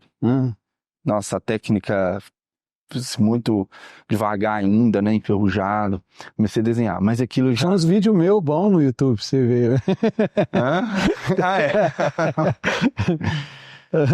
Não, e é o que eu consumi mesmo, tá? Nesse período de 2 meses, eu fui atrás de conhecimento para tentar recuperar alguma técnica ali. E consumir mesmo conteúdo seu. E aí eu fui e comecei a desenhar. Cara, aquilo para mim recuperou aquela paz lá de trás. Nossa, imagina. Aquela felicidade, cara. E aquilo eu comecei, 10 anos depois. Você é a criança que sobreviveu. Sobreviveu. O artista é a criança. Cara, nossa, me fez tão bem quando eu parei para desenhar, coisa que eu não tava sentindo há muito tempo, sabe? Porque eu tava muito ali naquele compromisso, aquela responsabilidade, preciso trabalhar, preciso bater cartão. Por um momento eu me senti uma criança ali desenhando. Aí eu contemplei ali, aí realmente aconteceu o que aconteceu lá com meu pai, que o tempo parou ali, sabe? O tempo parava. E aí pronto. Aí teve um amigo meu de loja que falou assim, cara, por que você tá ligado no TikTok, cara? É um aplicativo novo aí e tal, os vídeos estão bem estão tendo um engajamento legal lá. Posta seus desenhos lá. Nisso eu compartilhava, né? Com eles, que eu tava fazendo, enfim. Aí eu comecei a postar no TikTok, meu processo ali. Tipo, bastidor, tipo stories, colocava no TikTok. Só que aí eu vi que tava rolando muito tutorial no TikTok de desenho. Mas tutoriais mais infantis, sabe? Pra criança aprender a desenhar. Aí eu falei, o que eu posso fazer diferente aqui? E eu pensei, vou criar um tutorial.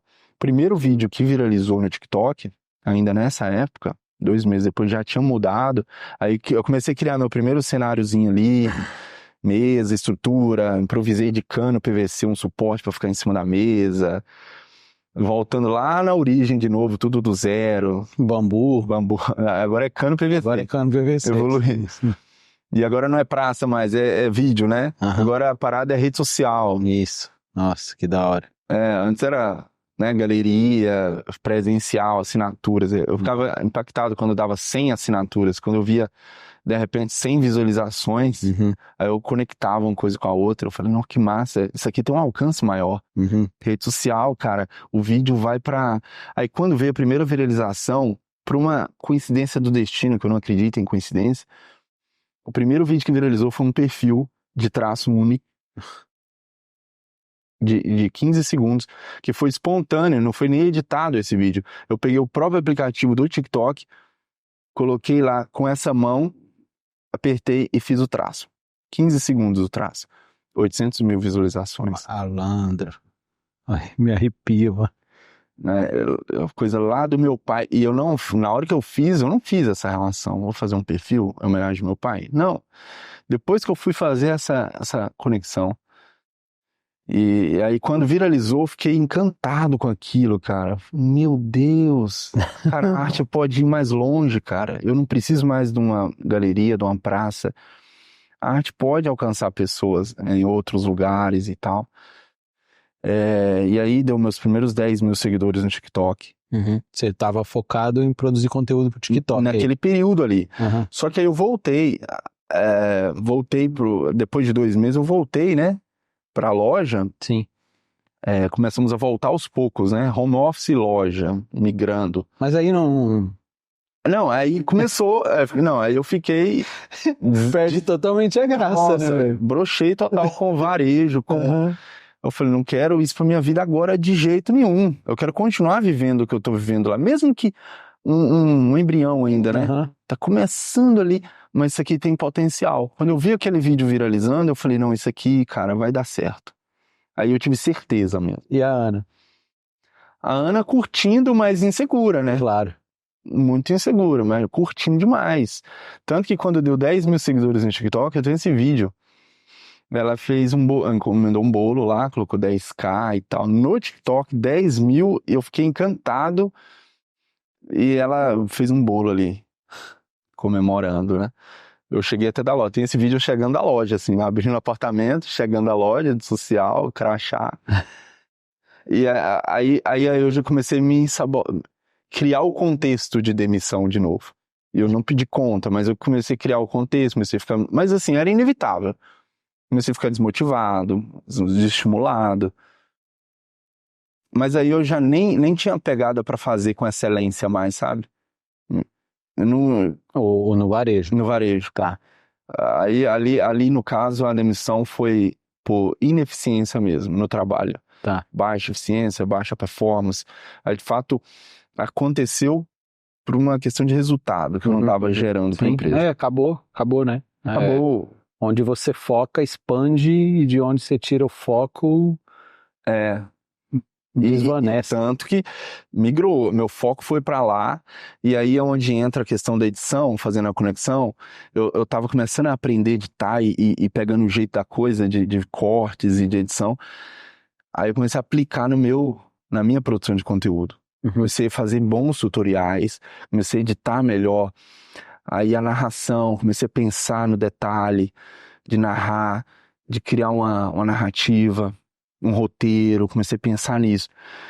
E aí eu fui fazendo dar certo. Aí foi 100 mil, 200 mil e começou a respingar no Instagram. Instagram você colocava também? Repostava. Tá.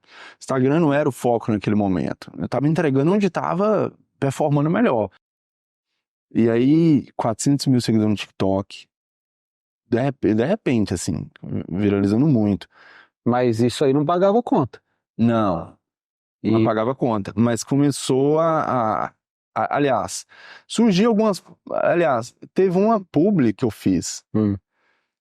De aplicativos, não de jogos. Tá. Mas aplicativos de música, sabe? Tipo, me pagou lá, gringo, me pagou em dólar, deu 2.800. Pô, já era mais do que eu ganhava. Uma publi. $2.000 e 800. Não, 2.800 reais, né? Ah, Convertidos, já tá. convertido. Eu fiz essa publi. Aí começou a surgir umas publizinhas, coisinha pequena e tal. Eu falei, cara, aqui tem coisa aqui. Mas aí começou, aí no direct começou a vir, já no Instagram, começou a vir uns pedidos de ensino. Nesse momento já, pessoas querendo aprender comigo ali. Mas aí, sem chance, pensar em curso online naquele momento, não era uma realidade muito fora, muito distante. Falei, não é. Descartei de imediato. Mas aí continuei produzindo intensamente, produzindo. Aí aconteceu nesse inteirinho aí, já tava com uns 400 mil seguidores no TikTok, aí houve o desligamento. Aí eu falei que tinha acontecido, só contextualizando mesmo, né? Porque aconteceu nesse processo.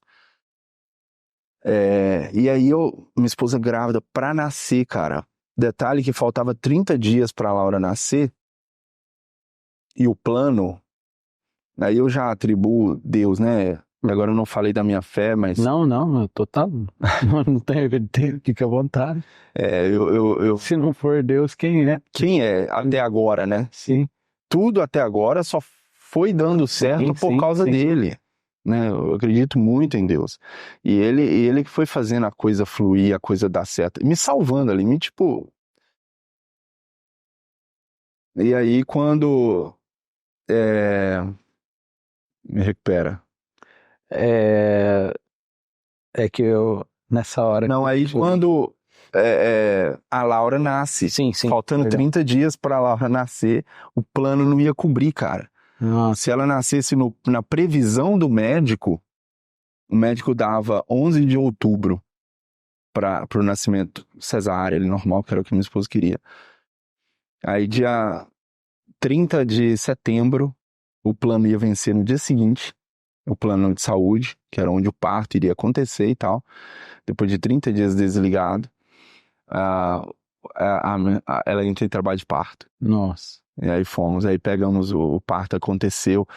Então eu desligado, minha filha nascendo e um negócio começando. E aí aí de fato eu comecei a pensar, quando ela nasce, eu comecei a pensar, não, eu tenho que pensar alguma coisa aqui para ganhar dinheiro mesmo. Aí o curso da minha metodologia começou a falar mais alto, assim, sabe? Começou a realmente fazer mais sentido, mas eu não sabia por onde começar. Aí a minha esposa, em todo esse processo, em paralelo, a minha esposa tinha migrado a faculdade dela para São Paulo, fez a transferência, continuou estudando aqui, enquanto era vendedora, ela estudava. Depois ela saiu das vendas para se dedicar no último ano, que tinha um TCC e tal, só contextualizando aqui para entender como é que a gente se sustenta, né? Eu desligado da empresa com uma filha recém-nascida. A minha esposa enfim, sai do varejo e tal, se dedica, forma. E ela consegue trabalhar num bom hospital para ganhar um bom salário. Aí o salário que ela ganha sustenta a casa. E aí a gente dá uma respirada e aí consegue, tipo, deixar o negócio acontecer no tempo dele. Sim, é uma providência. Providência divina mesmo e, tipo, acontecer na hora certa, porque temos uma filha recém-nascida em casa e eu desempregado. E com um sonho. E aí a minha esposa já nesse momento apostando todas as fichas, não vai dar certo. E eu falando pra ela, não quero mais varejo, não quero mais voltar para aquela realidade, não tava feliz lá, né? E eu quero fazer dar certo e vai dar certo. E tipo, 2020 isso, aí 2021 ela sustentando, 2022 E nisso continuando produzindo. Aí tem as épocas em baixa, né? Que tipo, os vídeos não performavam tanto, mas perseverando ali e tal. E se reinventando, aprimorando. E uma coisa que eu carrego muito, Charles, comigo, principalmente nessa fase de produção de conteúdo, é a melhoria contínua, sabe? Nesse momento eu já não estava mais perfeccionista ao ponto de paralisar. Tá. Eu já tinha entendido que eu precisava melhorar. E eu precisava ter um processo mais profissional para ter um bom resultado. Consistência. Aí eu comecei a profissionalizar mesmo, a ter uma metodologia de produção, de conteúdo, a ter uma consistência. Aí eu me dediquei muito. Aí 2021, 2022. Aí meados, início em paralelo, aliás, 2022 eu já comecei a pensar em criar uma metodologia de ensino, a construir ali um roteiro, um cronograma, uma grade mesmo, módulos e tal. Pro curso. Mas pensando, tipo, lá na frente. Criava em paralelo e produzia conteúdo. Então, 2022 aí 22 começou, aí deu o primeiro boom no Instagram, né? Meados de 2022. Um vídeo viraliza, isso. Um tutorial ensinando a fazer cabelo. Viralizou. Mas 4 milhões. Louco, né? É incerto isso, né? Você vai fazendo vários e de repente um sabe lá por quê dá um boom. Ou esse foi diferente dos outros? Foi. Começou a ser. Que na verdade, sim, eu comecei nesse lance de melhorar continuamente. Melhorar, falei, não, isso aqui tem que ficar melhor aqui, esse detalhe, eu tenho que narrar melhor, eu tenho que criar um roteiro, eu tenho que ter uma metodologia, um processo aqui de produção pra ficar um trem mais refinado, sabe? Ao trem de mineiro, né? Um negócio mais refinado, mais profissional, mais interessante. E eu pensava assim, cara, eu tenho que transformar isso aqui mais satisfatório. Tá. Porque pra mim, eu tinha entendido já nessa época, em 2022, eu tinha entendido assim, cara, eu tenho que proporcionar um relaxamento para quem assiste. Tipo, uma terapia ali. O próprio conteúdo tem que relaxar as pessoas. E aí eu pensei na narração, falei, vamos falar mais baixo. Eu peguei um ambiente que eu pude colocar umas espuma acústica. Pensando no áudio, pensei em iluminação. Pensava assim na sombra que ia projetar no papel. Uma sombra muito dura ia atrapalhar. Então eu pensava em todos os sentidos. Visual, auditivo. Sensorial, né? Tornar uma experiência sensorial. Isso. Então foi tipo assim, essa realidade de viralizar foi construída de forma consciente. Tá. Eu queria aquilo e eu fui atrás daquilo, porque eu sabia que a única saída para mim era viralizar. Eu não tinha dinheiro para fazer tráfego pago e eu tinha que dar certo ali no Instagram.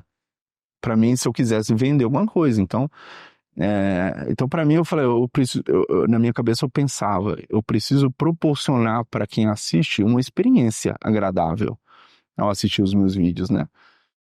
Porque eu sabia que também o lance do algoritmo precisava prender a atenção das pessoas nos primeiros segundos, tudo isso daí que todo mundo já sabe, né? Precisa reter atenção. Isso tudo começou a falar mais, eu trouxe pro processo. E isso foi melhorando continuamente. Então, quando aconteceu a viralização, meio que já estava ansioso para acontecer. Tá. Eu fazia intencional mesmo. Aí aconteceu, foi 4 milhões de visualização. Algumas vinha 300 mil, 500 mil, tal. Quando esse veio, aí deu os primeiros 100 mil seguidores no Instagram. Aí eu falei, agora sim vai dar certo, né? Aí eu já comecei a pensar numa data para ter a primeira turma de alunos. Mas tudo muito insano, porque recém-nascido em casa, cara, pensa na loucura. E aí, detalhe, a minha filha nascida e crescendo ali, recém-nascida, e eu dando suporte, minha esposa trabalhando, eu precisando, conciliando toda essa produção, com toda essa loucura de produção, mais o suporte que eu precisava dar para minha filha. E sem escolinha, né? E minha esposa já voltando, né, pro serviço depois da licença maternidade. Aí a gente teve que dar um passo de fé de colocar a minha filha na escolinha, mesmo sem condição para pagar. Porque creche não achava vaga, entendeu? A pública. Aí colocamos. Aí eu fui pra cima em produção.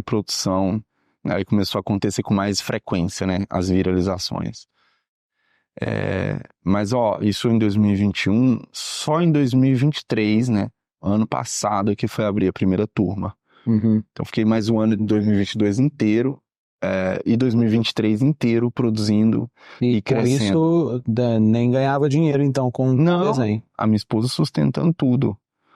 Até 2023 inteiro. Que loucura. E aí vem meu filho, né? O Gabriel. Antes da gente abrir a primeira turma, em janeiro de 2023, em novembro de 2022, o Gabriel nasce.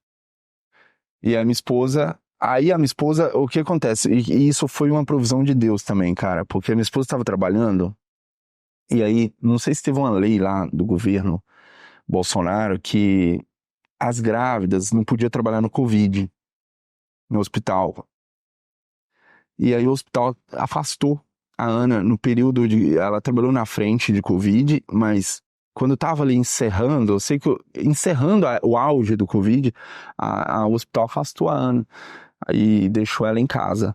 Aí e sem trabalhar, sem ser home office. Então nós aproveitamos, né? Então ela passou toda a gestação em casa, então aí beleza, eu consegui me dedicar mais. E ela se tornou aí a partir dela começou a se tornar meu suporte. E aí fizemos a primeira turma ali com ela, com o bebê no colo ali, recém-nascido, aquela loucura total, cara, insanidade. Quando a gente lembra, a gente para pra conversar assim, lembra dessa época, a gente pensa assim, não, como que a gente deu conta? Uma pequenininha de 1 ano e meio, 2, e o Gabriel recém-nascido, e nós com um negócio pra fazer ele dar certo. E foi assim, começou a dar certo, e de uma turma foi levando a outra, e foi indo, fomos formando as turmas, no ano de 2023. Aí vieram outros booms, né? 2023, meado de 2023, começou a vir vários vídeos mesmo em sequência, viralizando. E aí o perfil começou a crescer muito, rápido, assim, sabe? 100, 200, 300, e entrou 2024 muito bem, graças a Deus, assim. Que legal, cara, que legal.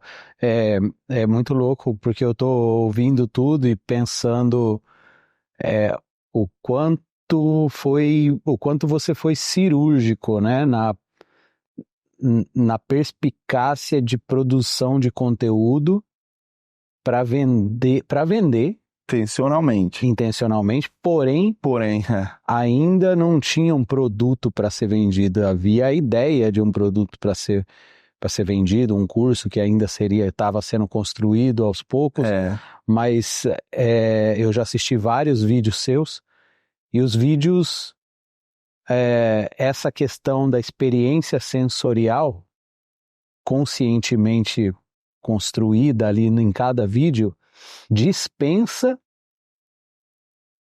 o uso do marketing agressivo. O marketing que nasce pela narrativa, né, pelo convencimento, pela persuasão, exclui, né? Não existe isso. E isso foi intencional também.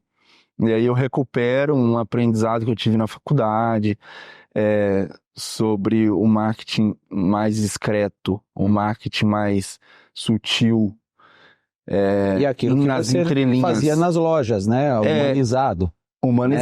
O lance de você ser gentil, de estar ali, proporcionando uma experiência agradável, né, para o cliente se sentir acolhido, ouvido. A compra é uma consequência dessa experiência. Sim. Se você proporciona a experiência para o cliente, no caso ali o seguidor, a compra ela vai acontecer, a venda vai acontecer inevitavelmente, em um momento ou outro, talvez naquele momento não, mas no momento seguinte. Tem alunos meus que compram o curso, tipo, eu tô planejando comprar tem uns 3 meses, um dia eu vou comprar, então, e tá tudo bem, entendeu? Não tem essa pressa. E outra coisa também, ô Charles, que vem a calhar, é você tipo assim, embora eu tivesse essa vontade de vencer, mas isso tinha um limite, tipo assim, eu queria só para dar uma vida melhor para minha família, só para ser o provedor da minha casa. Mas eu não tinha pretensão de ganhar dinheiro e nem tenho ainda, sabe? Essa pretensão de ficar rico. Né? Ter a estabilidade, Ter né? estabilidade, cara. Viver da minha arte, entendeu? Voltar com aquilo que foi parado lá atrás, mas viver da minha arte, sem ter essa voracidade. Sim. Do marketing, então, do comércio. Mas aí que tá. Aí agora eu quero tocar num ponto, né, nevrálgico da coisa. Eu vou falar porque isso eu já vivi, hoje eu não vivo mais isso, mas eu vejo que você está vivendo. Você está vivendo coisas parecidas com números diferentes, porque o contexto é outro. Hoje a gente vê que o contexto é outro, falando de redes sociais, que eu já vivi um boom nas redes sociais. Eu teve uma época assim que meu nome cresceu muito nas redes sociais, eu vendia muito curso, muitos alunos novos entravam, meus vídeos tinham muitos views, tá, beleza. Aquela fase meio que passou, né? Ainda respinga muito daquela época, mas hoje é outro ritmo. Nessa época, eu tive muita procura, por exemplo, de empresas de marketing que vêm e vê os números, né? Fala, pô, esse cara aqui tem, né, tem potencial de vender muito mais do que ele já vende. Quem que tá vendendo para você? Ah, eu mesmo, ou sei lá, tem um parceiro que me ajuda e tal. Então aí vem essas possibilidades de parcerias que são bastante tentadoras, né? Tentadoras do ponto de vista assim, pô, eu quadruplico isso que você vende, né? Porque você tem um público, você já tem um produto, você já tem, mas a sua narrativa não é eficaz. E eu reconheço que a minha narrativa, de fato, não era eficaz. E eu entrei em algumas dessas, né? Entrei, faturei mais. Hoje eu volto atrás, me arrependi de algumas coisas que eu fiz, saí, mudei. Hoje eu vou num ritmo muito meu, muito diferente. Com você, com esse boom nas redes sociais, assim como vem gente oferecendo publi, essa procura, né, esse assédio do marketing que vem te oferecendo possibilidades, acontece? Acontece, sempre. Hoje você não tem nenhuma empresa de marketing por trás dos seus negócios? Não. Hoje você e a Ana. Eu e a Ana, 100%. Nem freelancer tem hoje. É só nós dois mesmo. Eu sei que inevitavelmente vai precisar de um freelancer, de um colaborador, óbvio, né? Mas teve no início, assim, nos primeiros booms teve muitos, e eu fiquei muito tentado a aceitar essas parcerias, como aceitei, mas me frustrei, assim, porque não teve uma sinergia, sabe? Tipo, a empresa, ela pegou todo o marketing e tipo assim, eu me tornei um funcionário, voltei a ser um funcionário do meu próprio negócio. Prestava conta e eu tinha que produzir mais do que eu conseguia produzir de forma com a mesma qualidade. A qualidade vai caindo, a qualidade cai na produção porque eu tenho que entregar e aí volta a cobrança, que eu não queria mais pra minha vida, aquela cobrança, e o marketing pesado. Esse comercialzão demais, vamos vender, e link, clica aqui e tal, e anúncio, e tem que fazer anúncio, e convida, clica no Saiba Mais. Cara, aquilo não fazia sentido pra mim, porque eu queria proporcionar uma experiência no meu perfil. Como eu tenho conseguido, graças a Deus, assim, eu tenho conseguido isso hoje. Mas nessa época eu fui pego por esse marketing pesado, sabe? Que busca só a venda. Mais curioso porque você é formado em marketing, né? Então, sou formado em marketing e fui vendedor. Mas para mim, desde a época das vendas, para mim a venda ia ser uma consequência. Sempre era uma consequência de uma experiência. Então aquilo para mim não faz sentido. Você não acha que isso... isso aí já era assunto, hein? Mas não quero me aprofundar nisso.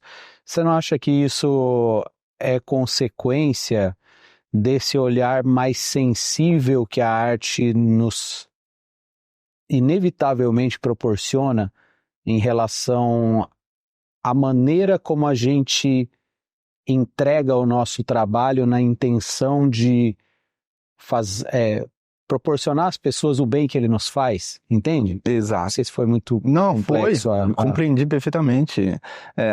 Eu quero passar no meu conteúdo a mesma paz que eu sinto quando eu tô desenhando no secreto ali, com fone de ouvido, aquele flow mesmo. Quando eu entro no estado de flow ali, leva um tempo para isso acontecer, mas que eu mergulho e ali eu fico 2, 3 horas sem perceber a hora passar. Essa paz eu quero transmitir de alguma forma em um vídeo curto, o que é muito difícil, mas eu tento, em poucos segundos ali que eu tenho, passar essa paz. Esses vídeos de 1 minuto e pouco, que você tem, sei lá, de um rosto inteiro, você demora quanto tempo para fazer? De verdade. Se pegar o desenho há umas 12 horas, é um desenho mais rústico, né? É um realismo mais rústico, eu optei por esse estilo hoje, faz mais sentido para minha realidade. E a produção, hoje a minha esposa edita também, né? Ela aprendeu, então ela me ajuda. Inclusive ela abandonou a carreira dela para estar comigo 100%. Mas eu, entre produção do desenho e edição, dá uns 3 dias, 4, com ela ajudando hoje, mas antes era uma semana entre uma produção e outra, assim. Tá. Isso para um vídeo de 90 segundos. 90 segundos. Demora, você chega a demorar uns 3 dias. 3 a 4 dias, Não, sem contar a edição, o desenho em si. O desenho? Da folha em branco ao desenho terminado. Aí é umas 12... Cara, eu padronizei no A4, né? No tamanho A4. 15 centímetros da cabeça, assim. Dá 8 horas, vai até 10 horas, dependendo do nível que eu quero chegar naquele realismo. Mas às vezes eu deixo só no traço sem esfumar. Tá. Eu deixo só no traço rachurado ali. Aí é rápido, tipo 3 horas, 2 horas. Tanto que eu não interrompo a gravação. Eu gravo na íntegra. Aí dá 2 horas de arquivo. Aí é o desenho inteiro. Quando eu fico só no esboço. Aí quando eu invado um pouco do realismo ali, esfumo, deixo um sombreado mais refinado, aí vai pra... Dessas 2 horas vai pra 10. Se eu quiser num fazer arquivo só? Não, aí eu paro de gravar. Aí eu gravo, no realismo eu vou gravando cenas. Tá. Eu pego algumas cenas estratégicas ali, deixo 1 minuto, depois mais pra frente, 1 minuto e tal. Tanto que nos vídeos você tem na íntegra ali o processo, né? Claro, cortado, mas eu ensino o processo do esboço e depois eu passo pelo realismo, contando um pouco da minha experiência.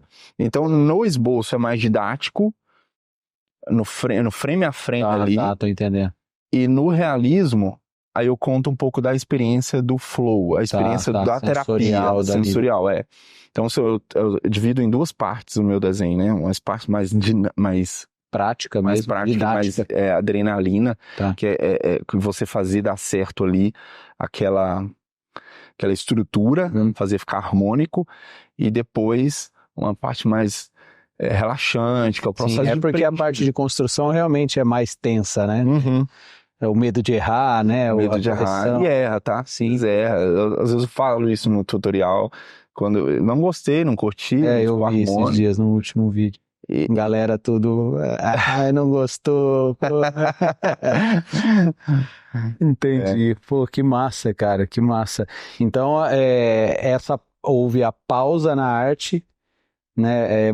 Cara, é muito louco, né? Muitos insights assim que vêm. Eu espero, eu não gosto de ficar sendo redundante, né, na história, mas eu espero que a galera que ouviu entenda quando eu falo essa questão da construção da mente artística.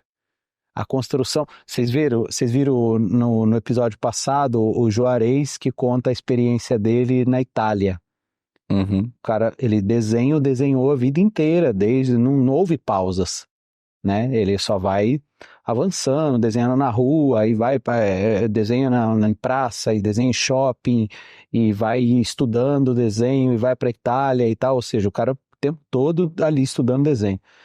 Você ficou anos, nem casou, a esposa nem sabia que você desenhava. Não. E de repente o cenário que antes era a praça que não deu certo se torna a internet que tem dado certo. Graças a Deus, cara. A internet me ajudou, como ajuda muitos artistas, né, cara? E assim, hoje eu posso ter uma qualidade de vida Como eu disse pra você, não tenha pretensão, cara. Se acontecer, amém, mas não é a minha pretensão. Eu falo de coração pra você. Tipo, ganhar dinheiro a ponto de ficar rico com isso. Não tem. E foi me vendido. Talvez Essa isso ideia. que criou uma repulsa, assim, desse marketing pesado, agressivo, sabe? Uhum. Que tem hoje em dia. Propostas que eu ouvi frases desse tipo assim, cara, você tem uma demanda, meu irmão, você tá deixando dinheiro na mesa, você tá preparado pra ficar milionário? Uhum. E eu falando assim, aquilo pra mim não conversava comigo, Uhum. perdão. Não conversava, e eu falava assim, não é isso que eu quero, cara, eu quero, sim, Paz. eu quero ter prazer no processo. Aham. Ninguém me enchendo o saco. Não, nossa, hoje eu entro no meu estúdio assim, dentro da minha própria casa, desenho. Quando eu tô bem, quando eu não tô bem, às vezes eu não desenho, não tô afim, e aí eu vou fazer outras coisas. Isso pra mim é o que importa, porque é tudo que eu vivia, aliás, é tudo que eu não vivia, né? Lá no varejo, aquela cobrança, aquela coisa de vontade de vencer, aquela coisa de fazer dar certo. Hoje que deu certo, eu quero administrar, para que eu tenha paz, né? Duas coisas. Pra gente encerrar. Como que a galera te acha nas redes sociais? Como tá no TikTok e no Instagram? No Instagram tá Gleyverson Duarte, eu tentei um arroba mais fácil, mas não consegui. Gleyverson Duarte, underline, separando o Gleyverson do Duarte. Gleyverson, underline Duarte. E no TikTok? Lá é Gleyverson somente. Gleyverson. Só isso, não tem nem arte, nem nada. Gleyverson. É porque é um nome incomum, né? É incomum, Uhum. Lá eu quis encurtar o arroba e lá eu consegui. E você continua nutrindo essas duas redes? Continuo nutrindo. YouTube também, não? YouTube também. YouTube é Gleyverson Duarte. Nossa, agora... Mas é Gleyverson. Vai no meu destaque do Instagram também. A gente vai deixar aqui também na descrição. YouTube é uma coisa que eu não alimentava, eu passei muito tempo não alimentando por ser outro perfil de edição, de produção. Sim. Mas hoje eu tô voltando aos poucos e tem dado certo. Legal. E por último, o que esse inconformismo leva a você pensar daqui para frente? Tipo, tá com algum plano para o futuro em relação a isso? Ou você sente que essa fase que você está vivendo ainda é uma fase para ser trabalhada durante um bom tempo ainda? Sim.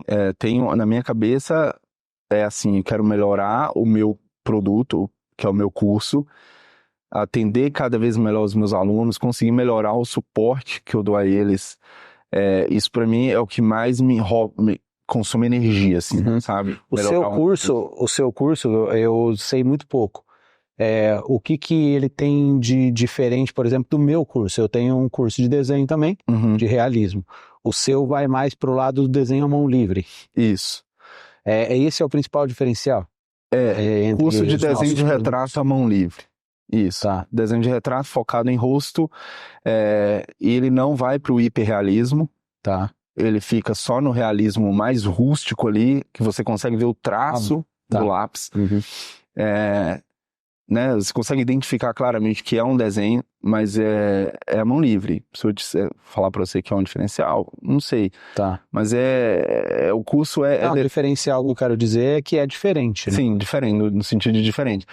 Mas usa referência, tá? Não é de imaginação. Não é de criar nada. De criar nada. Eu uso referência, analiso essas referências junto com os alunos. Então, meu objetivo agora é isso que você falou. Melhorar essa rotina. E refinar a sua didática. Refinar a didática e melhorar. Tanto a produção de conteúdo. O que vem depois a gente vai saber depois. História. Vamos saber depois no outro podcast. Se eu for convidado. Legal, cara. Pô, queria agradecer. Acho que dá pra gente fechar aqui essa conversa, porque houve todo um arco narrativo, né, de a jornada do herói, né, aquela coisa de sair da sua cidade, e depois voltou para Ipatinga. Muito bem, fecha, voltando em Ipatinga. Lembrei da jornada do herói, ele volta pro lugar, e você volta para Ipatinga. Eu voltei, saiu de São Paulo para ficar mais perto da minha mãe, para proporcionar esse contato entre vó e netos. Tudo nesse sentido, assim. E a qualidade de vida também do interior. Do interior, né? Nossa, uma decisão acertada também, né? Então, deu certo. Tá, e seu pai? Meu pai faleceu, infelizmente, em 2014, num acidente de trabalho. Nossa. Eu não tinha retomado pra arte, eu tava bem nessa época do varejo lá, correria, não tinha casado ainda, não chegou a conhecer minha esposa. Faz parte a vida, da trajetória. Tá, mas Gleiverson, cara, queria te agradecer. Agradecer isso, cara, eu que agradeço. Por ter vindo, pelo bate-papo, pela amizade. Com certeza. A galera, muitos que assistem, né, a gente nas redes sociais, às vezes vê até aquela coisa assim, né, aqui ó, concorrente, né, esse faz isso, aquele faz aquilo, e a gente tá ligado que cara. não tem nada disso, um fortalece a cena do outro sempre, cresce. Né, isso é muito bom de viver, e é que nem eu postei no story hoje de manhã, postei no meu story falando que você participaria do podcast. Eu até falei, né, segundo ele, quando era moleque aprendia, né, vendo meus vídeos, e hoje eu tô aqui aprendendo com toda essa história, porque tudo isso que você falou de produção de vídeo me pega muito, assim, porque eu sou de uma outra geração, né, da internet, assim, eu vejo tudo isso ainda com alguma resistência, algumas coisas, e esses fatos vão me provando que eu preciso me adaptar, entende? De mudar muitas coisas, enfim, encontrar realmente essa inquietação que faz tão bem para um artista, né? Eu acho que os artistas deviam se unir mais, sabe? Tirar esse lance de concorrência, sim, eu faço isso, você faz isso, não. Porque a arte que precisa crescer, cara. Sim. Né? Então acho que a gente precisa estar junto. E não existe concorrência de talentos, né, velho? Não. Talentos se cooperam. Legal, cara. Mais uma vez, muito obrigado. Eu agradeço, Charles. E também agradecer a galera aí que assistiu, ouviu, participou de alguma forma. Em breve a gente vai ter novos convidados aqui que eu vou divulgando nas minhas redes sociais, Charles Laveso, no Instagram. TikTok a gente tem um perfil lá bem acanhado, assim, que a gente posta quase nada, mas depois dessa de hoje eu já vou ficar atento no TikTok. O Marco que tá aqui sempre pega no meu pé e fala que tem que postar no TikTok, tem que postar. Mas enfim, agradecer a todos por mais um episódio do Artisticamente Podcast. E é isso. Até a próxima. Valeu.